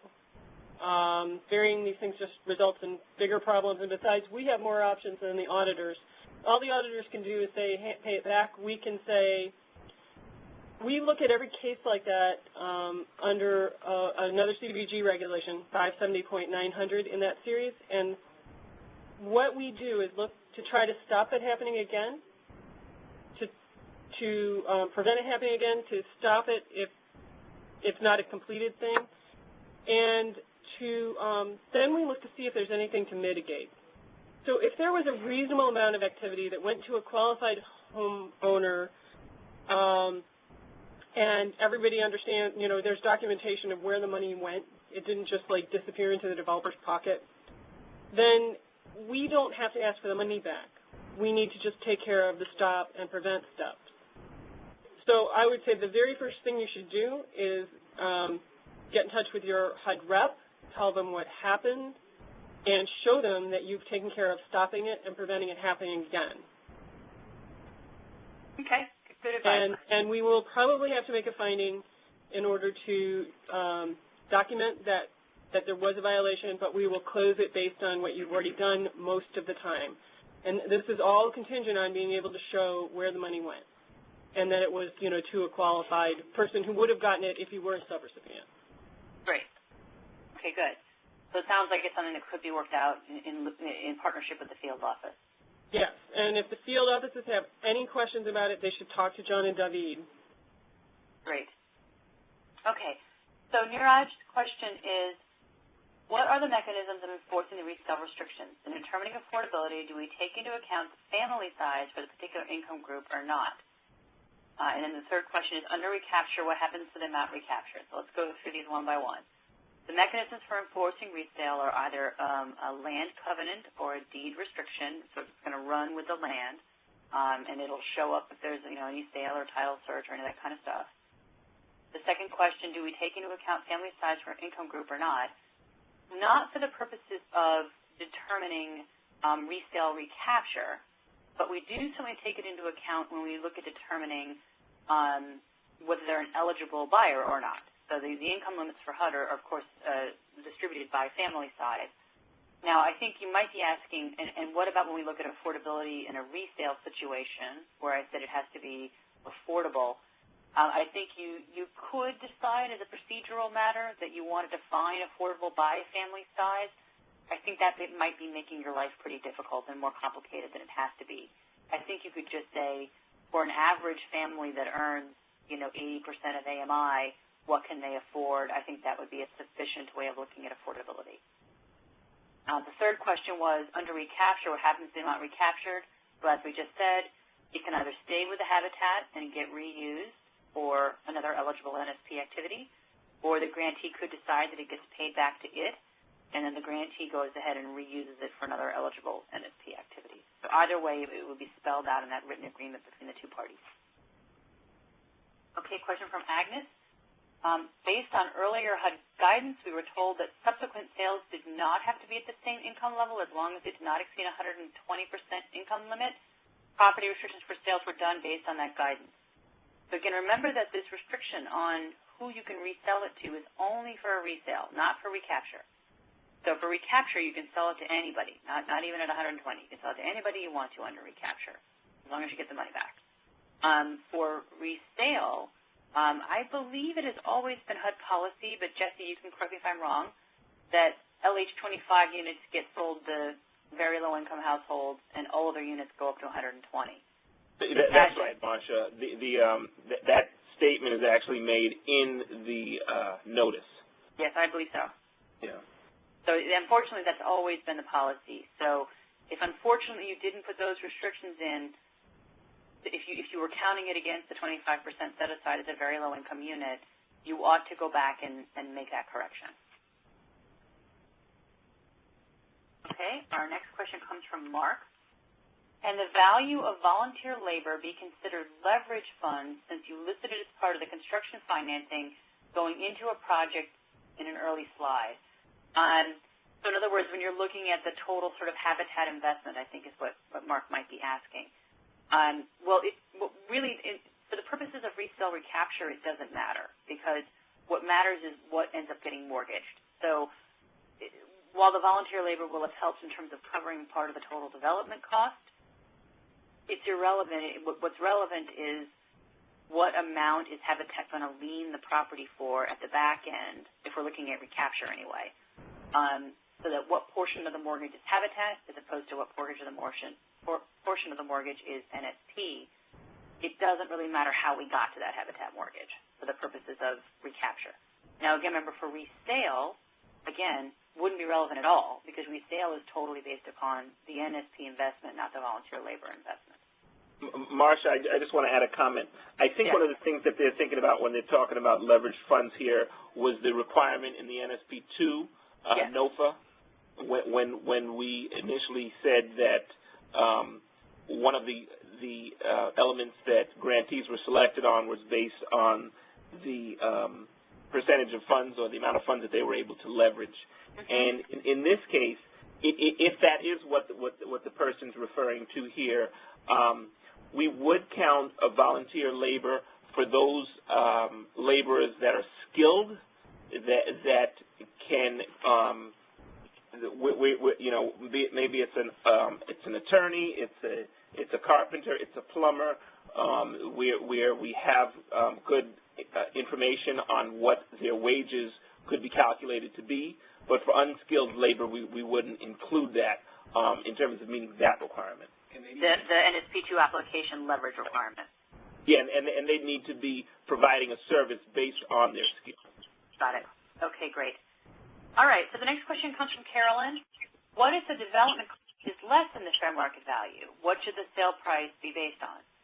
So remember that under NSP, there's a rule that says you can never sell a property for more than the total development cost. Most communities across the country, the TDC is greater than the value, just given what's happening in our markets today. But there are markets across the country where you can develop them for actually less than what they end up being worth. If that were the case, then the maximum sale price would be your total development cost, even if that's less than the value. So you're going to be constrained at your total development cost. And Marcia, that's one of the reasons why we've been pushing the sale depreciation approach, so that you have some way of ensuring that the buyer does not leave the program or the home with a windfall of profits. Right, because in that example, you'd have a built-in windfall right there since it's worth more than it costs. Okay, so a question from Celeste. Habitat is a subrecipient. Construction cost is $140, appraisal or value is $125.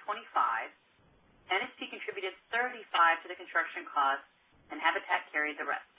So cost was $140. We had a development subsidy of $15 because the value was $125, and NSP put in $35. So of the $15,000 development subsidy, it's fair, if to me it's called out in that agreement, that to assume that NSP paid $15 of that development subsidy. The buyer's affordability level based on conservative ratios is $125. Buyer has a bankruptcy less than a year old and cannot get financing of $125. The NSP agreement states all program income to be returned. Buyer is able to get a conventional loan of $35,000 on a 30-year mortgage. I am proposing Habitat carry a $90,000 second with monthly P&I based on their affordability level. I'm looking for thoughts on this. So the cost basically is $125. They can get $35 of that in a private mortgage. Habitat is suggesting that it would take the balance, which is $90,000, and the question is, would that work? Well, if you guys, given that they have a recent bankruptcy, you of course would want to make sure that you're comfortable that they are a responsible home buyer and that they, are qualified to participate in your program. If you've done that and you've done the counseling and everything else that's required and you deem this to be an eligible buyer, then there's nothing that says you can't do what you guys are proposing, which is have a private mortgage of $35 and a Habitat mortgage of $90. But remember that part of that Habitat mortgage is actually an NSP mortgage. It's attributable to NSP because you've got carryover from the construction.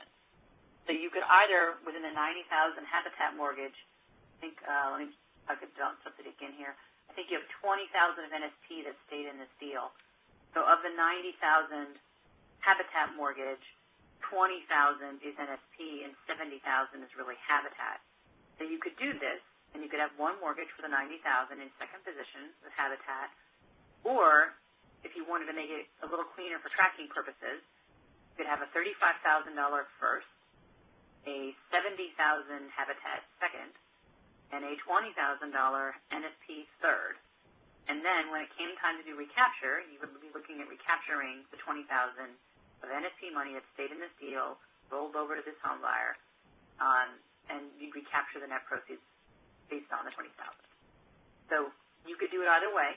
This model definitely could work. It's just, you obviously have to make sure you're comfortable with this financing scenario. Okay, next question. Kate from Kate. This is a procedural question regarding the webinars in general, not this Habitat one. Can you post the PowerPoint in advance? Oh, sure. Yeah, they are posted. Sometimes it's fairly close to the time of the webinar because we're looking at policy questions and making sure that we're comfortable with the content. But we'll try to post them in advance as much as we can. And they're always available, of course, after the fact. And they're always available before the webinar, just might not be very much in advance of the webinar. So, yeah, please feel free to download those. Question from Mark. Can NSP funds be used to assist Habitat with the purchase of foreclosed property, or can NSP only be used for construction costs? Oh, yeah, Mark, NSP can absolutely be used to purchase foreclosed property, as long as the property is foreclosed, abandoned, or vacant. And there's some specific NSP definitions of those things. NSP can absolutely be used for the acquisition cost as well as the construction cost. And again, when you look at resale recapture, you'll just have to take that into account as part of the NSP subsidy. Lindsay's question. How do you educate a family about regulations, restrictions on these properties? Yeah, so you just saw resale recapture is very complicated. And so we need a way of explaining to our families what they can expect about how this is going to work.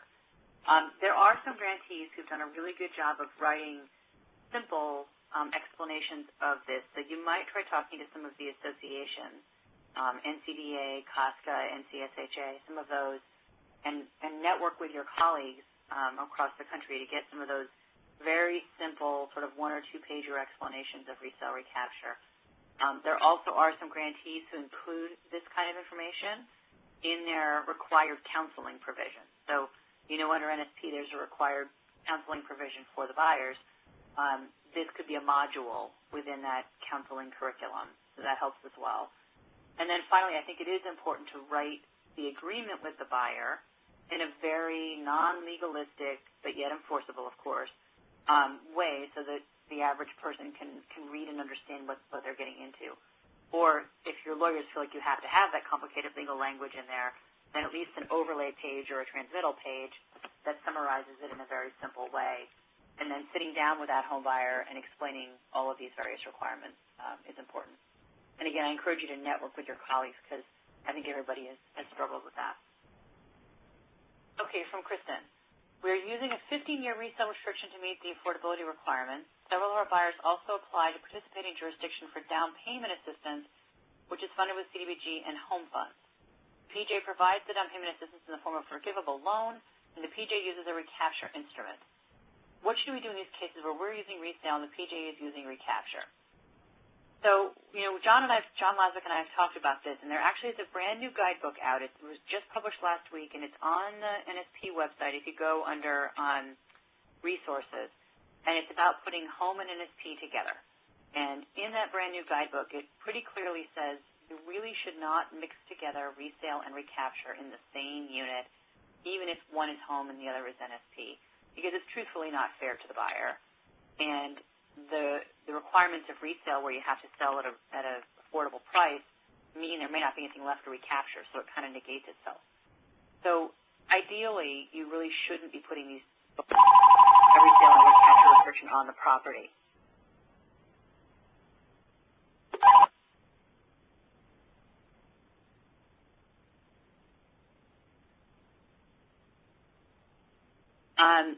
Related to that, then, would be what do you do if you've already done it? And I guess Jesse and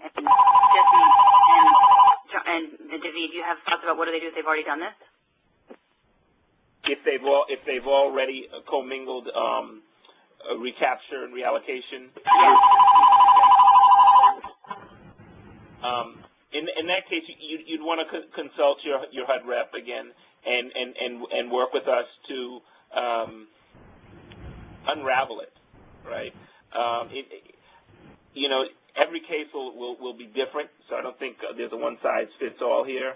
But those are the types of approaches we certainly want to avoid. And to the extent that you're continuing to do it, you certainly want to stop it. Right? But we have to take it on a case-by-case basis. Okay. Yeah, and Marcia and David, this is Tara. I know at one point we had talked about being able to sort of piggyback on those other subsidy providers' resale or recapture mechanisms.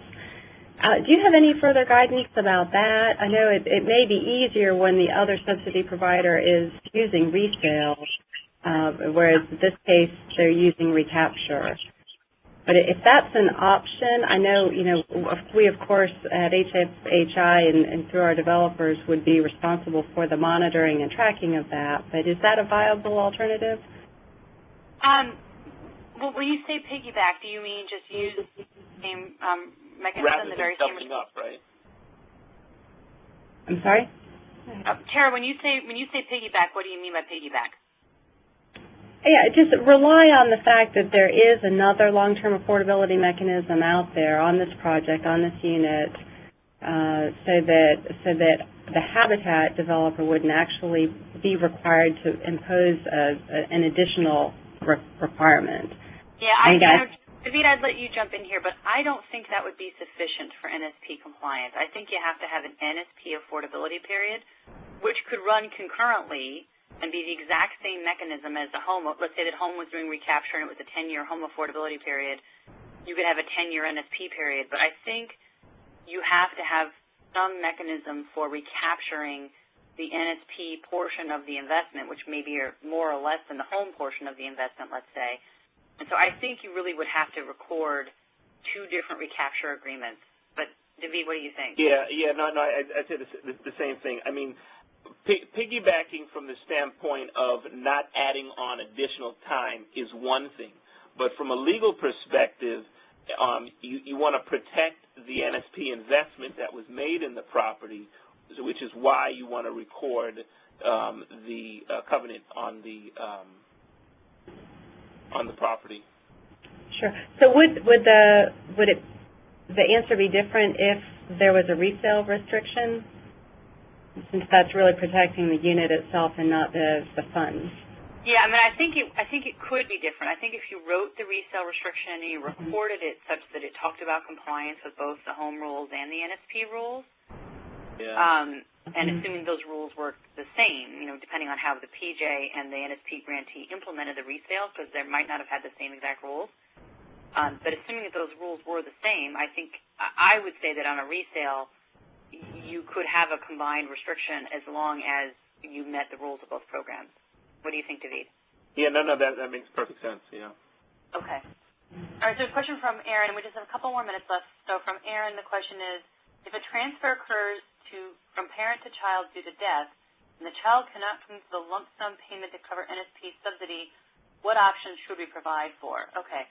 So this question, this heirs property question, comes up quite a bit, and it really, and David, I'll let you jump in, but the home program has tried to kind of rule on this, and I think there's more guidance coming out, so we're sort of in a bit of a tentative position yet, but my understanding is that it depends on whether or not the child actually lives in the property at the time of the parent's death. And so if the child was living at home and takes over title and just stays as a resident, then you don't have to worry. There is no title transfer. I mean, there might be a title transfer, but there's no occupancy transfer. And so you wouldn't be paying back the NSP subsidy.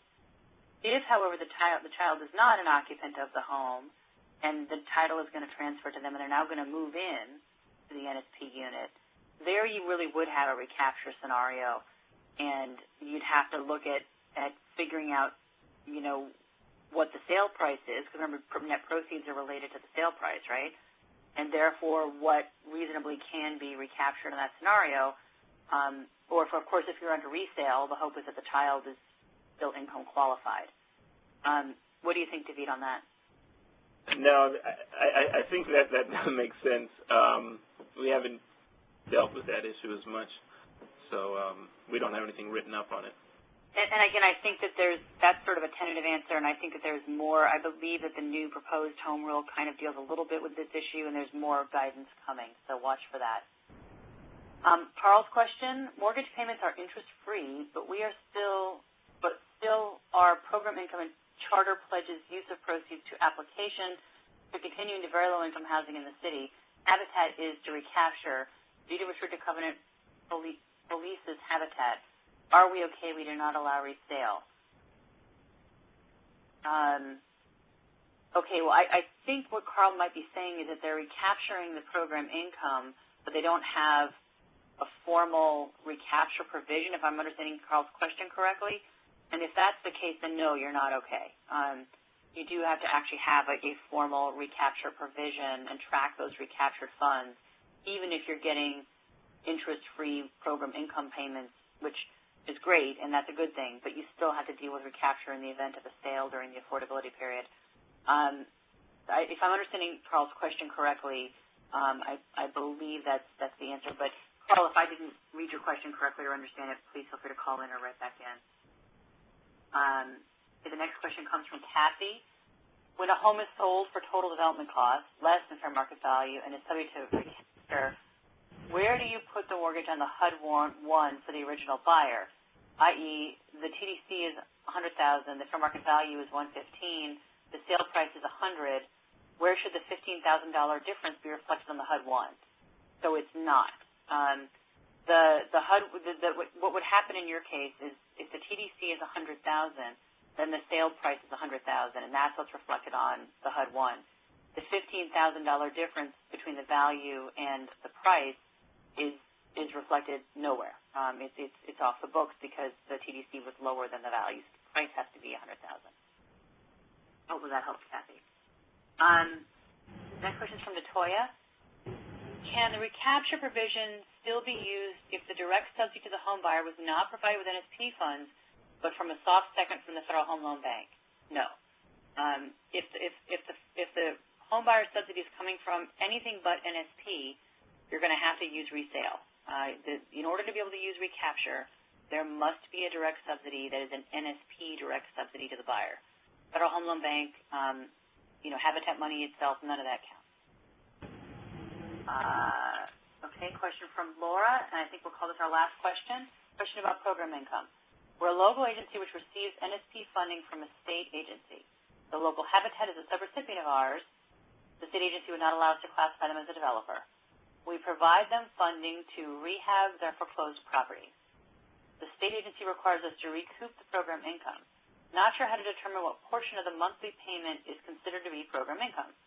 Example, Habitat invests $45, NSP investment is $25, the home sells for $70, the monthly payment is $300. Okay, so in your example, where you have a monthly payment of $300, and we can do it based upon that, but we could also do it based upon the mortgage.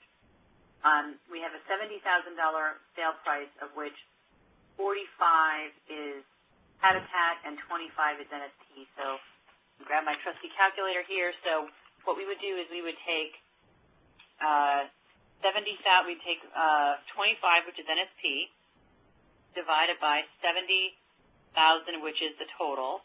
And so NSP is roughly 35.7 of the total investment.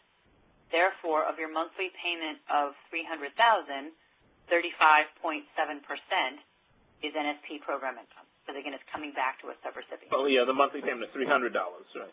Monthly payment is $300. So roughly 35% of that $300 back to this subrecipient is NSP program income.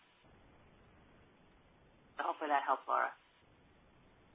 Okay, I think that was our last question. So thanks for participating, everybody. I hope this was helpful to you. And please, if you have any questions or you want to follow up,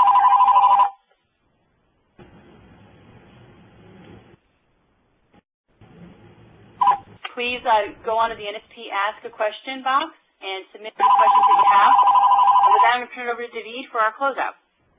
Thanks, Marcia. I just want to thank everyone for joining us today. I realize that this was a really long webinar. It was our hope to resolve a number of misunderstandings that were out there on just what the rules were and how to apply them in different situations. But this doesn't have to be the end of our conversation that we had here today. We can certainly follow up with other webinars, with other technical assistance as needed. Feel free to use our Ask a Question component on the website and just let us know how we can provide additional assistance and serve you. But thank you all for joining today. Thanks very much. And please fill out your evaluations and let HUD and everybody else know any webinars or any other courses that you're interested in the future. Thanks, everybody. Marcia, if you could just remind them about the other half of this Habitat webinar series we're doing. Sure. So there's another webinar coming up on the 17th, which will be development topics related to Habitat. So it's not going to focus specifically on Resale Recapture, but rather how to partner if you're a Habitat partner or if you're a grantee working with partners, with Habitat partners, how to manage, how to work together, some of the financing options for putting the money in the deals, as we've touched on briefly, some of the agreement topics that we hit briefly, developers versus subrecipients, some of the ongoing monitoring and compliance issues. So those general sort of partnering together topics will be a part of this next webinar on the 17th. So we hope you can join us. Thanks very much, David, and thanks, everybody, and thanks for joining us this afternoon, and please let us know any questions again in the NSP Help box. Thanks, everybody. Thanks. Bye-bye. And this concludes today's conference. We do thank you for your participation.